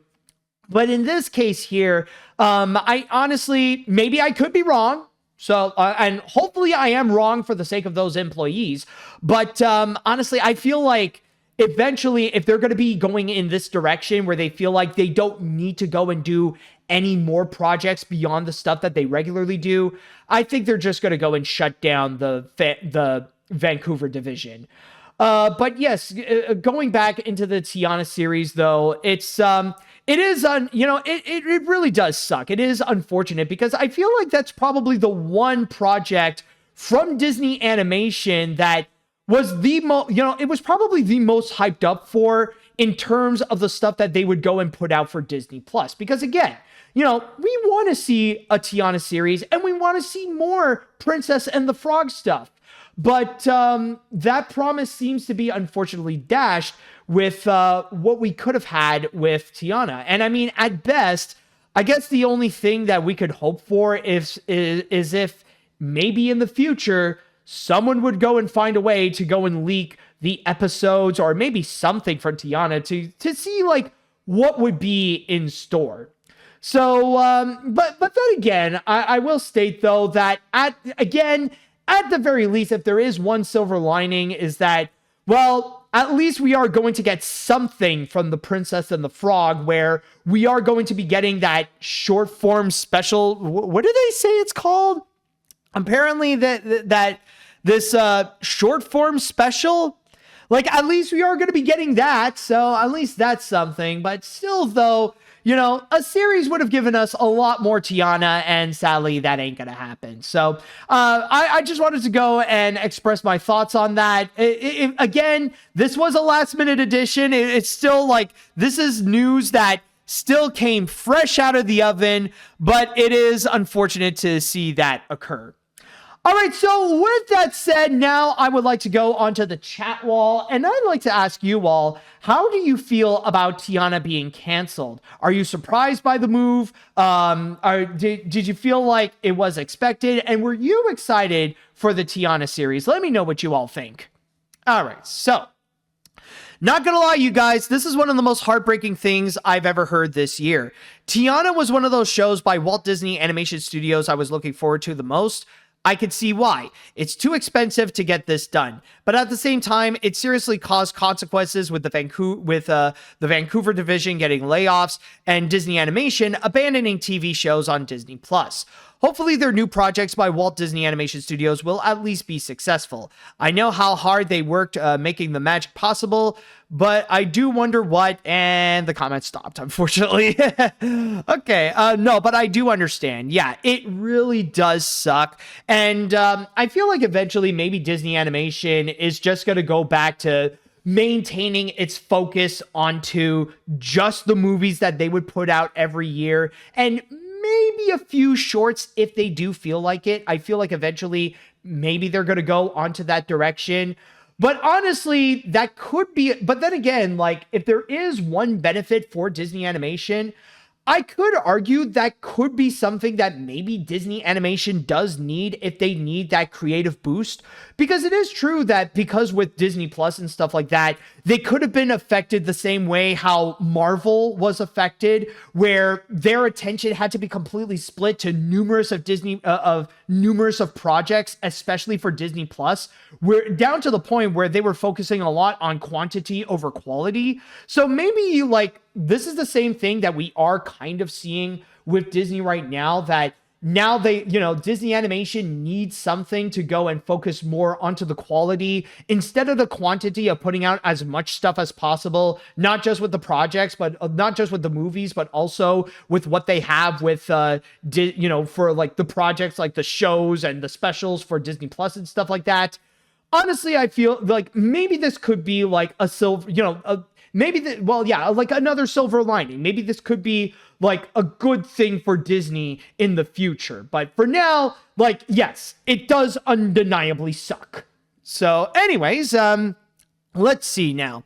Man, I never would have thought Disney would be the one to be allergic to money. All jokes aside, this is a major disappointment since The Princess and the Frog is among the most underrated Disney movies, and I was really looking forward to more Tiana. Overall, it's a major letdown, but I'm hoping they eventually give it another go in the future. Hell, I'll even accept another Moana 2 case if that's what it takes.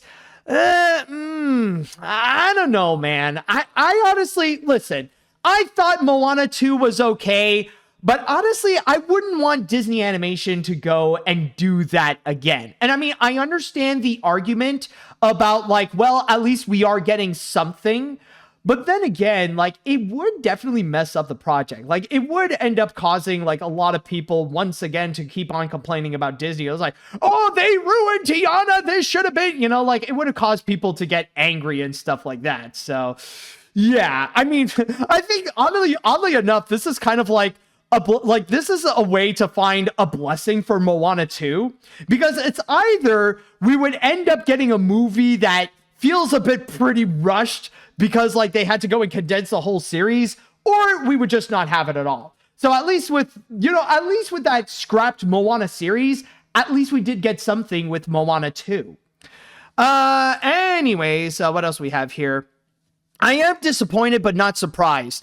We have had barely any updates besides one concept art, and that's it. No cast, no songwriters, no teaser, zilch. And since last year was not only D23, but the 15th anniversary of the film, that was also a huge red flag on how things were going. And while I am happy we are still getting something with Tiana, even if it is a short, which is better than a movie after Moana 2, I'm more upset about the layoffs. Like, yeah, the show is canned, but come on, guys. Yeah, that is true. And I think that's probably the worst part of it, is that Disney is doing more layoffs. And this time it is in terms of the Vancouver division of Walt Disney Animation Studios. So it is disappointing that more animators and more artists potentially are getting laid off because of Disney's shift in strategy of focusing less on Disney Plus projects. So yeah, that is definitely probably the worst part of all this. Like, worse than losing Tiana altogether is the fact that yes, there are some people that did lose their jobs. Let's see what else we got here. This sucks, but I kind of get why Disney is doing it. As much as I and many others love Tiana, I know certain people don't like her because of what happened to Splash Mountain. I also heard that the project had a lot of production troubles, so much that I heard that they couldn't decide whether it was 2D or another 2D 3D hybrid. I'm mostly sad that this means we'll be seeing less animated long-form Disney Plus content. Yeah, I mean, we don't know what's going to be happening in the long run with like how Disney Plus is going to be, but then again, like, if it is a strategy to focus more on quality instead of quantity, in that regards, I do get it, but man, does it come with a lot of bad consequences. Let's see, what else do we have here? Let's see, what other comments would there be? While this is quite the letdown, I mean, I could say this is as disappointing since Disney television animation started dropping off shows themselves. Then again, I'm not entirely surprised since I haven't heard anything from all Disney for the project, so I kind of forgot about it. I still though, I do hope for the best of other projects. Disney still does make the best content, even if it came weak last year, but I hope that they have better plans to completely change its strategy.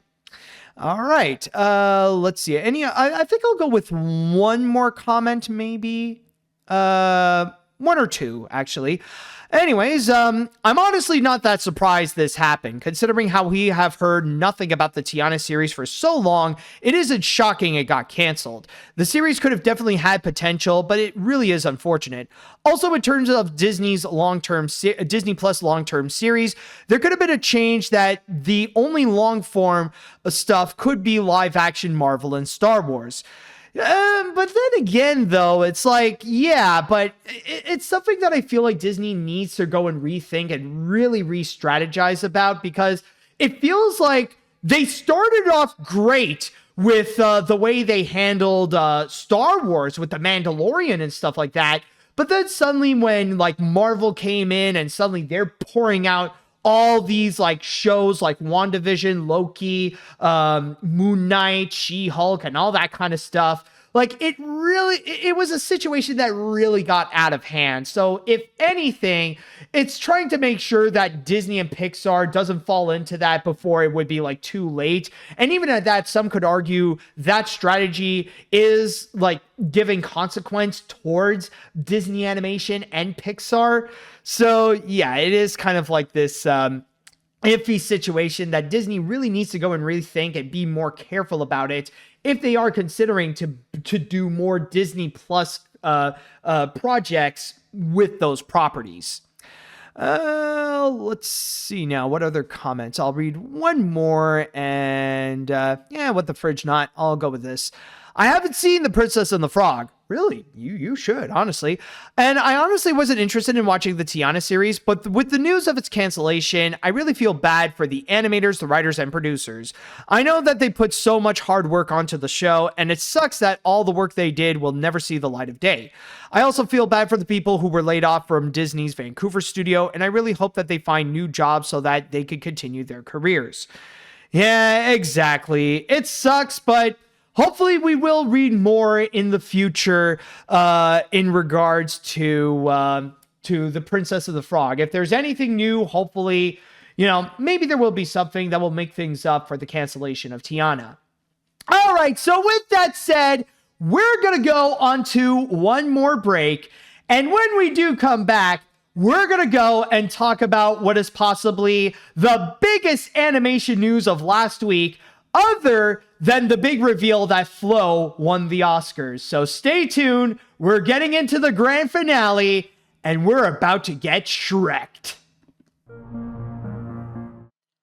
And so, it is now time. We are capping off this episode with the grand finale. And for this grand finale, we're going to be looking into one of the biggest, not just animation news, but one of the biggest movie news of last week. Now, this is technically considered to be a little teaser. Not even a teaser. This is considered to be a cast announcement per se. But the reactions to this, oh my goodness, was it explosive. It already became one of the most talked about movies so far. And this thing isn't even coming out not next year, but like in almost 2 years. Technically, the release date is around the holidays of 2026. But with that said, though, we did get our first look at how this movie is going to be. So with that said, let us go ahead and check out the cast announcement for Shrek 5. Hey, Magic Mirror, who's the fairest of them all? Why, Shrek, of course. And Zendaya? Oh, damn. Only in theaters. Christmas.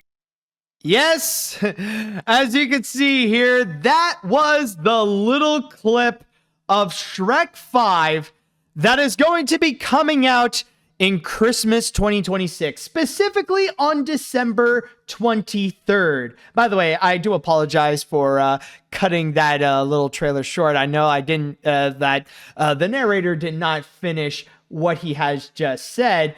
But yes, basically with this little teaser, the whole point of it is to go and introduce Zendaya is now going to be among the cast, in which Shrek is going to be playing, or as Zendaya is now going to be playing as Shrek and Fiona's teenage daughter Felicia, where she is going to now play, or I guess it looks like she's going to be playing a significant role onto this movie right now. How big of a role? Well, it's going to be a while until we'll actually find out, though. But on top of that, of course, we did get our first new look onto Shrek, Donkey, Fiona, Felicia, as well as the Magic Mirror and Pinocchio.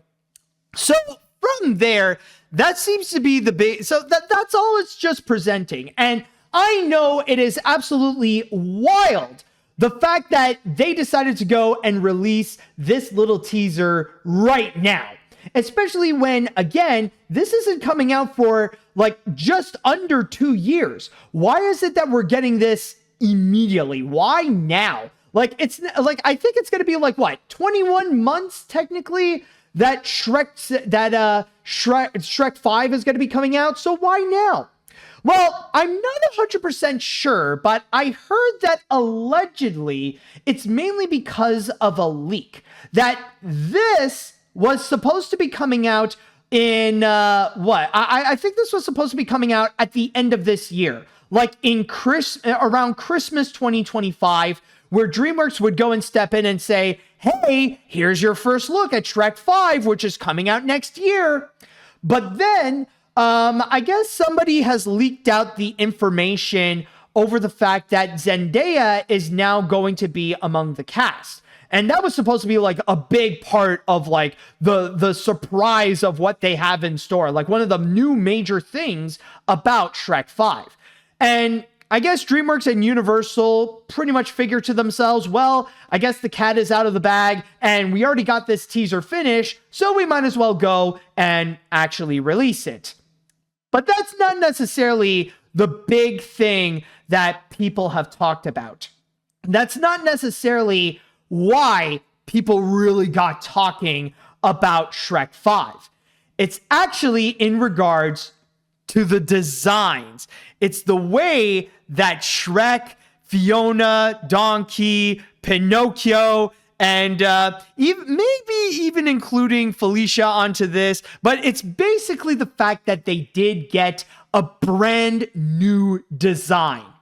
And the reaction to this, oh my goodness, it was all over the place. Like, there are people out there, they got their feelings about this, but the feelings were extremely strong. Like, they were absolutely wild. It's either there are people who do like the new look and they consider it to be a great update, like a great update to what we've had with the previous films. There are some people who could barely see a difference. Like, they don't see anything different to how Shrek was like back in 2001 and what we have gotten over here. There are some people who did notice the difference and they were a bit taken aback by the fact that there was a change in design, but they just want to take the time to go and process what they have seen and they want to go and get used to it. And then there are those who hate it with an absolute passion. That they see this and they consider it to be one of the worst things to ever happen in animation. They already consider Shrek 5 to be an absolute disaster over what they have witnessed. In fact, they feel that so strongly. If you do take a look into the like and dislike ratio on the YouTube video put out by Universal Pictures, you'll see that as I am recording this, it has 182,000 likes, but then it has almost 500,000 dislikes, specifically 486,000 dislikes. So, yeah, the hate is certainly strong with this one, but in general, it's been pretty mixed. And I'm just going to say, on my part, I consider myself in the third category. Of course, I was surprised to see that there was already that first look that came out so early, but I was also surprised to see that, yeah, I did notice that there was a design change on Shrek and Donkey and all the other characters. Like, that was something that I did not expect. Like, oh, okay, so there is a change. All right. Wow. Oh, okay.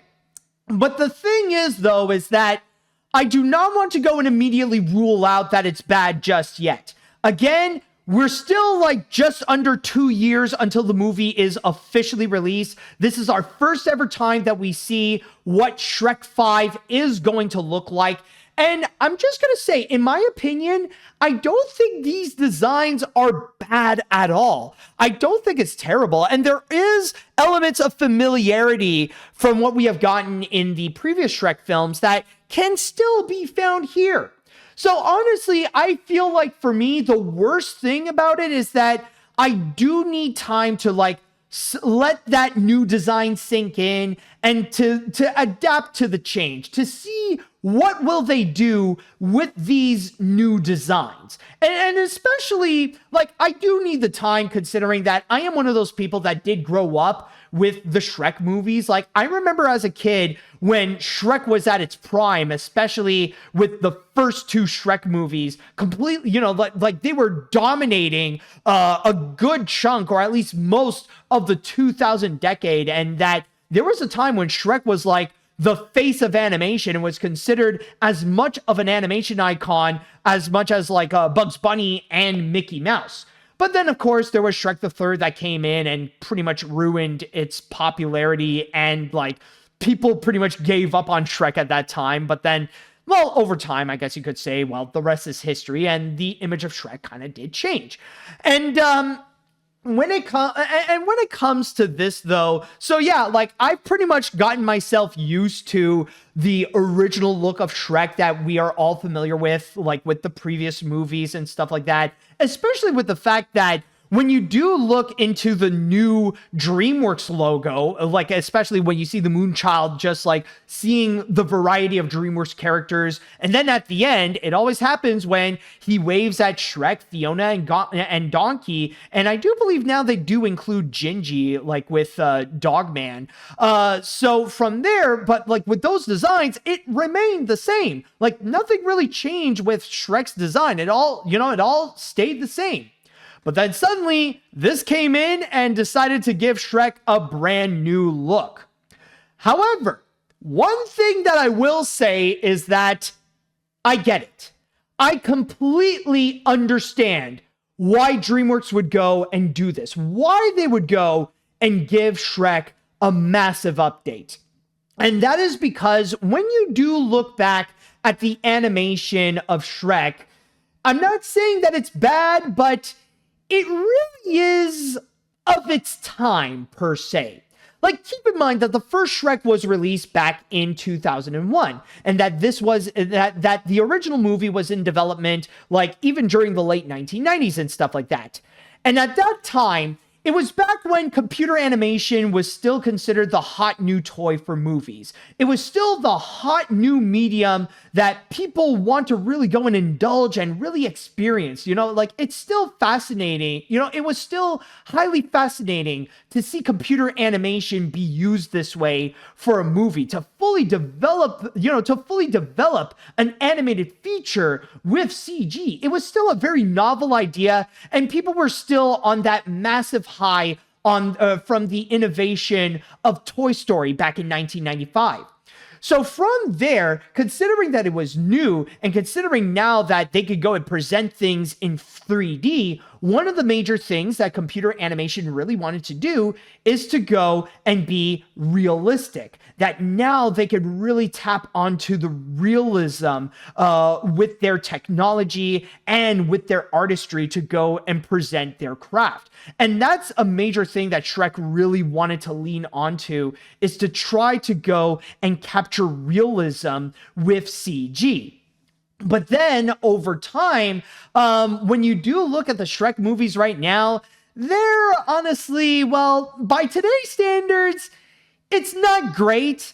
Their style actually looks a bit closer to something like the Image Movers films, stuff like the Polar Express and stuff like that, where they try so hard to capture realism down to the point where the characters just look uncanny. Like, yes, Fiona is definitely beautiful, rather she be as an ogre or as a human, but still, though, it's just kind of weird to see, like, how she's trying to look as realistically as a person, as an actual person as possible. It's just, there's a lot of it that does feel weird. And I mean, I've mentioned this in my review of Shrek 2 before. Like, yeah, as much as I love that movie and I consider it to be one of DreamWorks' greatest masterpieces, the animation by today's standards, it's like, yeah, it just looks a bit off with the way that everything is trying to look weird. Everything is trying to look real, especially in a fantasy setting like Shrek.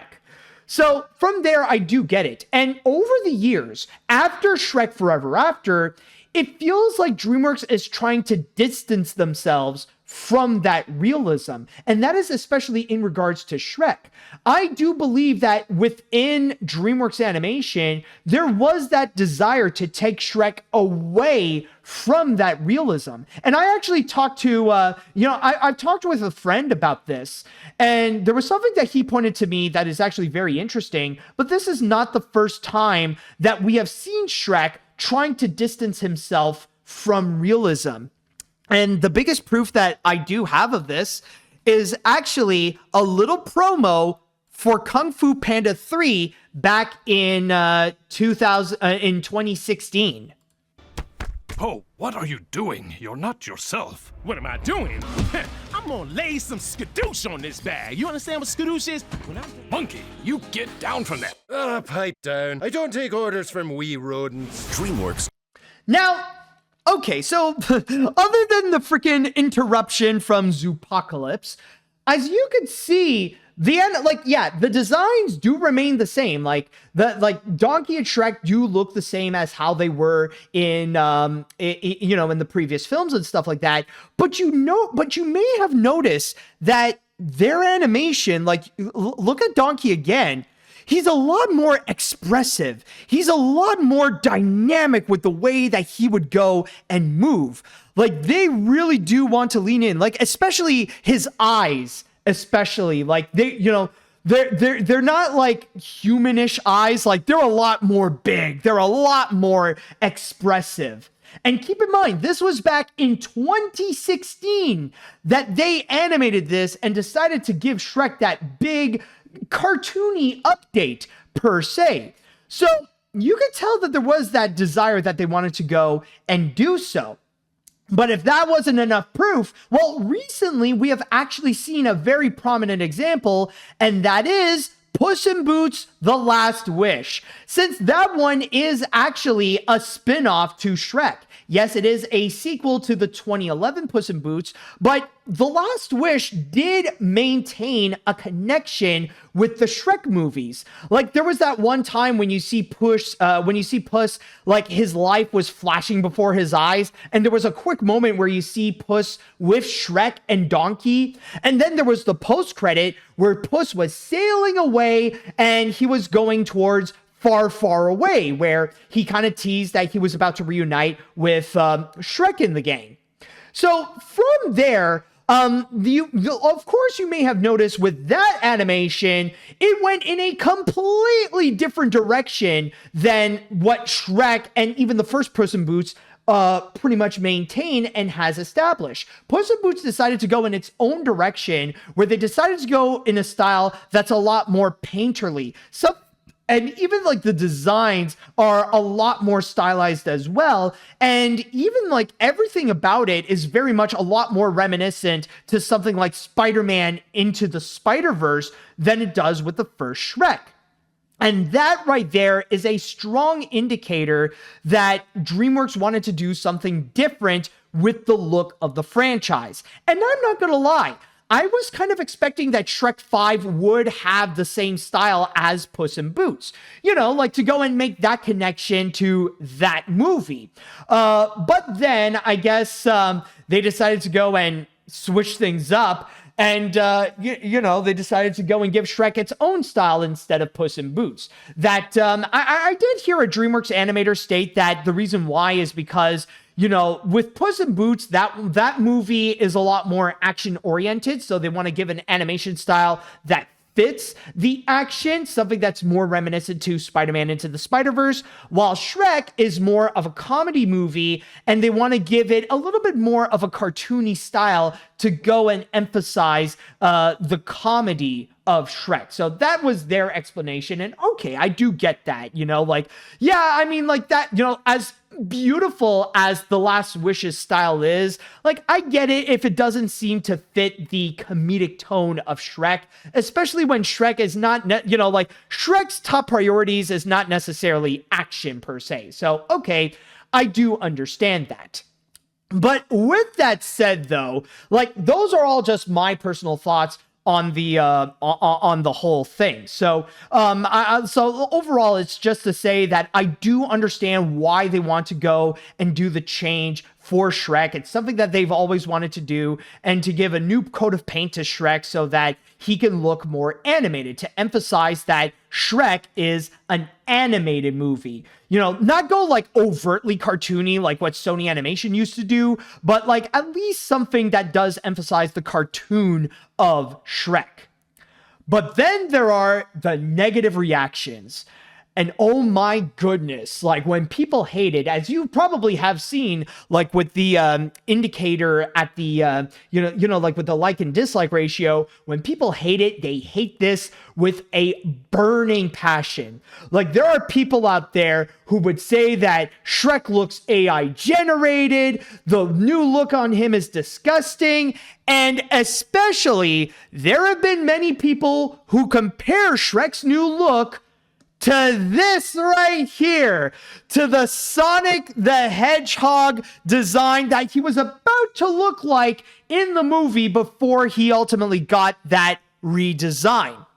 And from there, this is actually why that there have been a lot of people on the internet in which they were trying to go and campaign to go and bully and harass DreamWorks and Universal to force them to make a design change. They're hoping that if it worked for Sonic the Hedgehog, then maybe they could do the same for Shrek in order for them to go and get what they want. Because the people who hate it, they are demanding that they want Shrek to look exactly like how he was back in the 2001 movie.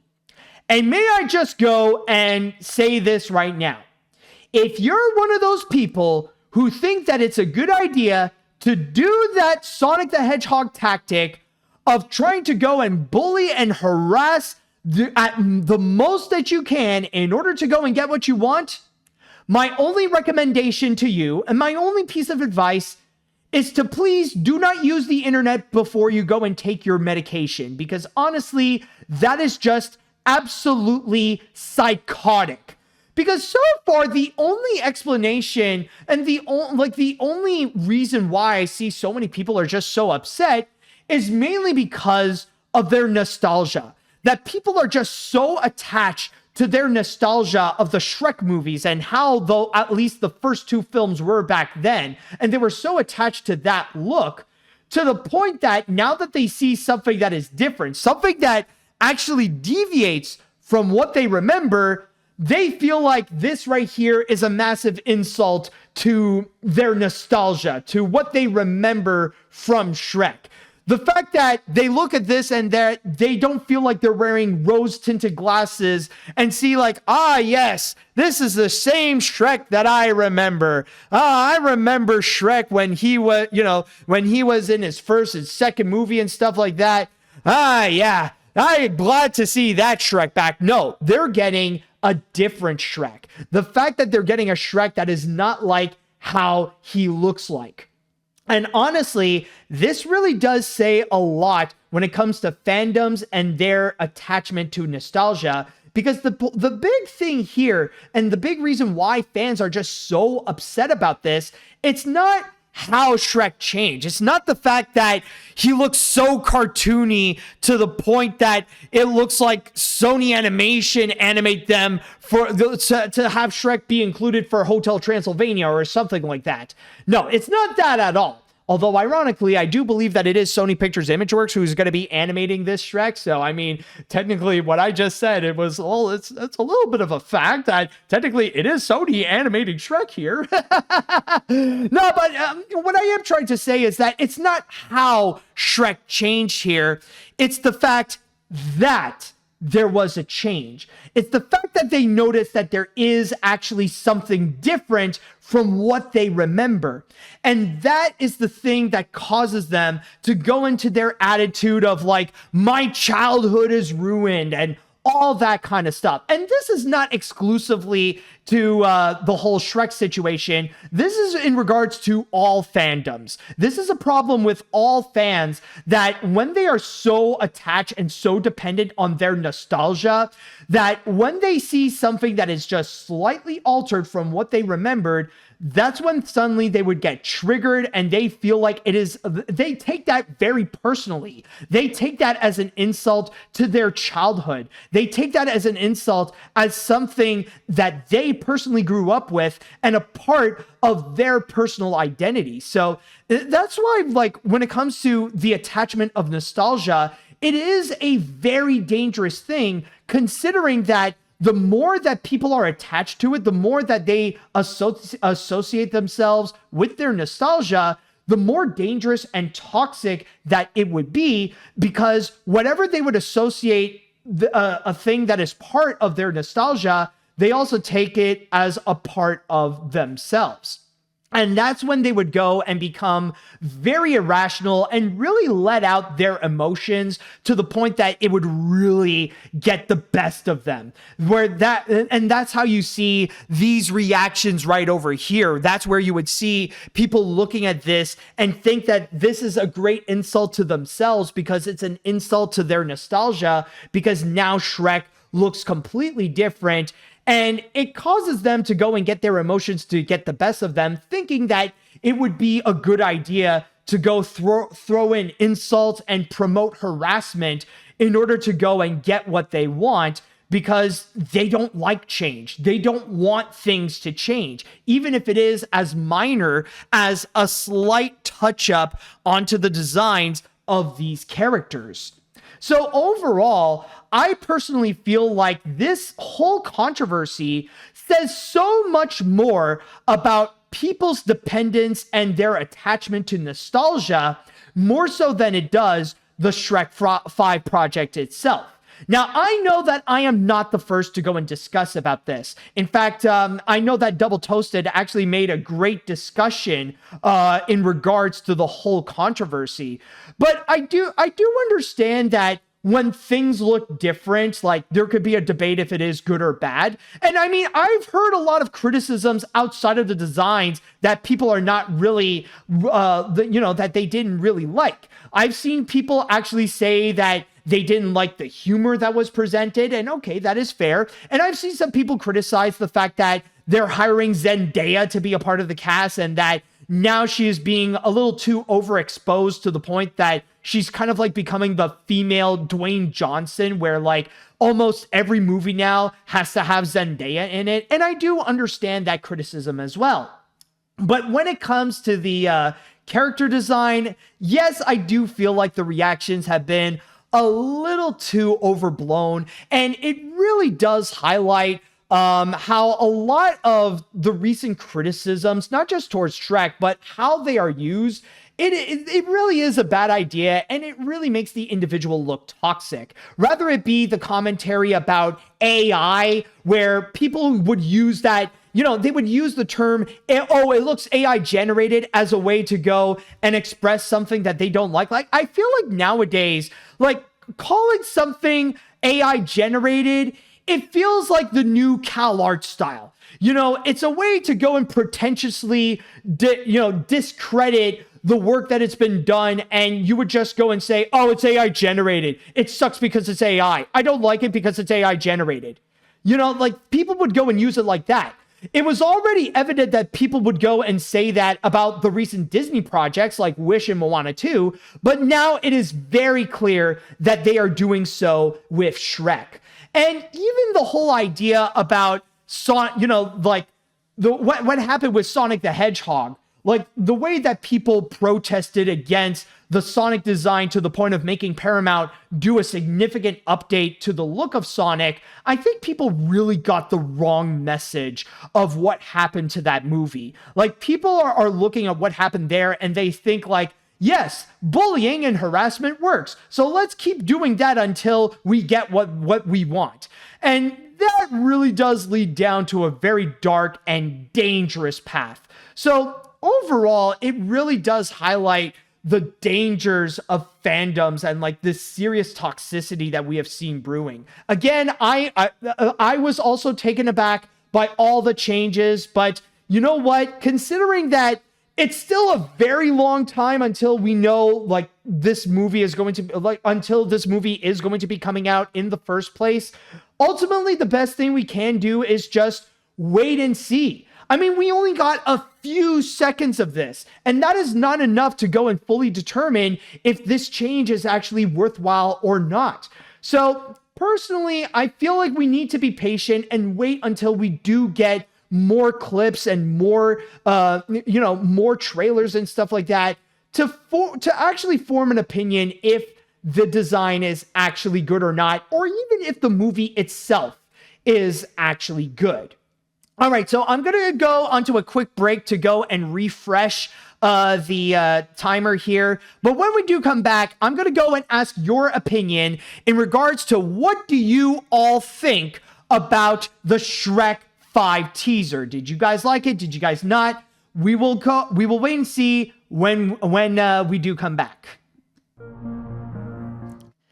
All right, welcome back. So now with that said, I want to go and ask you all, what do you all think about it? And at the same time, I'm going to go and release a poll here where I'm going to be asking, what do you think of the redesign? If you either think it looks great, if you did not notice the redesign, if you need time to go and adjust to the redesign, or if you hate it. So I'm going to go and release this, and I want to see what you all have to say. All right, so let's see what the chat wall says here. So, all right, in my opinion, the redesign looks all right. It's going to take a bit of time getting used to it, and I would have preferred the Last Wish's art style, but at the same time, it does look livelier and brighter, kind of like what Croods 2 did. But at the same time, the backlash is a little ogre blown. Hold on a sec. Which one? I'll go with this one there. There we go. Okay. Sorry, had to get one more in. It's a little jarring. They still look like how they were before, so I can't complain. It's too early to tell how good or bad this is, or how good or bad this will be written-wise, but for now, it looks fine. Okay, that is fair. Honestly, I actually really do agree that, honestly, I do personally prefer the Last Wishes art style than what we got here, but I mean, that doesn't mean that what we got so far in that teaser looks bad. Let's see, what other comments do we have? I'll admit that when I first saw this, I was a little surprised by the new design. And while I didn't like it at first, but after closer look, it doesn't look that bad. Considering it's been 15 years since the last movie, it made sense. Also, the hate has been overblown. In a way, the Sonic redesign really had consequences when it comes to fandom entitlement. All right, that's fair. That's good. The designs felt a bit off-putting, but I think it's because early DreamWorks designed characters with more human traits and have since moved towards expressive and exaggerated designs. Shrek and Donkey and the rest now feel like they came from Croods 2 rather than Ants. And while I think it's for the best long-term, it's still something I feel like I need some time to get used to, though I don't think it's bad at all. It's already getting used to it. Exactly. You just wrote down what exactly my thoughts on it. It's just like, it's like, oh God, okay, this is not what I remember. I need time to get used to this. Okay. Let's see now. What other comments would there be? Oh God, oh man, really? Apparently Shafrilla's is like, oh, he's encouraging the freaking toxicity of this. Nah, well, I see, like, apparently Shafrilla's arguments are the same as the toxic fans. Oh God. Oh man, sometimes like the dude needs to really be careful with the way he uses his platform. Like honestly, it's stuff like that honestly, if he's not careful, I wouldn't be surprised if he ends up having like another incident similar to like what Mr. Enter did in the past. It's just like, yeah, trust me, Chef, dude, it's not a good look for you, man. You cannot be encouraging this kind of behavior. Like, it's one thing to have your opinion, but still, I don't know, man. Anyways, it looks like the poll is pretty much done, and, well, okay, it's a bit mixed, but half of you actually said that it looks great. And, you do, and there are, like, a good amount that, 41% have said that you need time to go and adjust it, so a little bit similar to my opinion. And then there's, one person who voted that you didn't notice, and another person said that you hate it. And speaking of hating, here's another interesting take here. First impression, this looks terrible. DreamWorks is outsourcing their animation, and boy does it show. The character designs look absolutely awful. I know DreamWorks and Illumination are now both owned by Universal, but that doesn't mean DreamWorks has to make their movies look like a worse version of Illumination's movies. Shrek is acknowledging its memes, so you know it's desperate. Shrek calling out how bad it is did not fix anything. Also, horny mom Fiona, do not want. Okay, to be honest, horny mom Fiona might be something that I do want, but no, but it is something. You do bring up something very interesting, considering that I've seen some people comment that it looks a bit more like, you look at this and it does look a bit more like an Illumination movie, but that's not necessarily a mistake, considering that the founder of Illumination, Chris Meledandri, is a producer in this. So maybe he might have had a legitimate influence on the way Shrek actually looks. Anyways, let's see what we got here. As the narrator said, oh damn. But seriously, I'm a bit mixed on the designs. While I think it's good to update it, and it's been almost 15 years since the last film, like how they did with The Last Wish, there's something about it that still looks weird. It's not bad, but it feels very Illumination. Well, I pretty much explained why. Of course, I'll hold my full judgment till we see a full trailer, but man, I hate how people are saying this should get the same treatment when they completely miss the point on why they did it for that. Exactly, man. It just feels like honestly, the negativity of Shrek is like, it feels like it's overblown, and it's like really going down to a direction that really should not be encouraged. Really, like the whole thing, like it's one of those things that kind of makes it feel like the Sonic redesign was like a freaking mistake, especially when people are like really getting the wrong lessons out of it. Let's see now. I actually don't mind the redesigns of Shrek and Donkey. I just think they look older, but that's the idea, you guys. It takes place almost 16 years after Shrek 4, folks. I still can't wait to see it, but I just hate the term Disneyfied that the internet is saying about it. It's a stupid argument that shouldn't be a thing in the first place. Really proves that my point that animation Twitter doesn't truly care about animators at all. Overall, don't mind it. Glad to see my homie Shrek again. Animation? Really? No, not animation, but Disneyfied? This is considered Disneyfied? I don't know what you're talking about, but when I saw the redesign, when I first saw that, one of the first things in my mind is not the fact that, oh, it looks like a Disney movie. So I don't know where I don't know if it's just people who are just so desperate to find a reason to throw their Disney hate, because Disney haters have gone to the point that they just make it their entire personality to just hate the company for like every stupid reason. Like, honestly, it's at the point where like they ignore the justifiable reasons to hate Disney and now just go for like the petty, stupid reasons that a lot of them are just bad takes in the first place, where no, this is not freaking Disneyfied, folks. This is ridiculous. Oh, God. Let's see. Daz Reviews made a rather over-the-top reaction, and honestly, I feel like the reactions is kind of stupid. I'm okay with the designs. I get used to it, but I don't think Disney has been prettified or Disneyfied. I can't explain why I feel weird about Shrek and Donkey's design. I mean, Donkey, it's more like his hair is weird. However, I get it. Time has passed. Felicia is a teenager as well, so I think it's using real time like the Cars movies. Exactly. So honestly, if you're gonna be pro tip, by the way, if you're gonna be using terms like Disneyfied, you might as well just say it's the Cal art style. You might as well just go and say that Shrek is now using the Cal art style. Please don't make Disneyfied a thing, because that's freaking cringe. All right, I think I'm going to read one more comment before we go and cap this off here. Let's see now. All right, you know what? Let's go with yeah. All right. Yeah, okay, let's go with this. So, Outside of the Puss in Boots films, I haven't seen the main Shrek films, and I'm not really interested in Shrek 5. But when I heard the reactions over the teaser, I was really surprised. As for my thoughts, I don't think the designs are terrible, but they could have been better. That and maybe adding Zendaya could work out, since I feel like she could re-embrace her humor from her Disney Channel days with her role as Shrek's daughter, like how Jim Carrey did his humor in the Shrek movies. Well, I guess ultimately, we're just going to have to wait and see if this will all actually work out when Shrek 5 is going to be coming out on Christmas, or specifically December 23rd, 2026.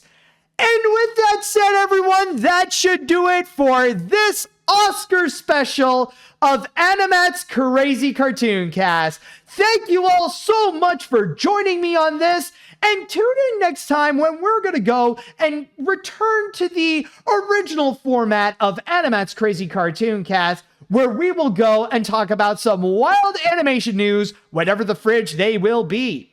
And also, if you have enjoyed your time here on AniMat's Crazy Cartoon Cast, then don't forget to go and subscribe to the AniMat's Crazy Cartoon Cast YouTube channel and the Animat Live Twitch channel so you don't miss out on any of the episodes. But also, there is another way where you don't have to go and miss out. If you are following me on whatever podcast service you're listening to, don't forget to go and follow me there as well. I know what I said is a bit redundant, but maybe for next time I'll go and word it better. But rather it be on Spotify, Apple, Amazon, or whatever, don't forget to follow me there. And with that said and done, folks, thank you all so much for joining me on this. Thank you so much for watching. Thank you so much for listening. And until next time, see you later, dudes.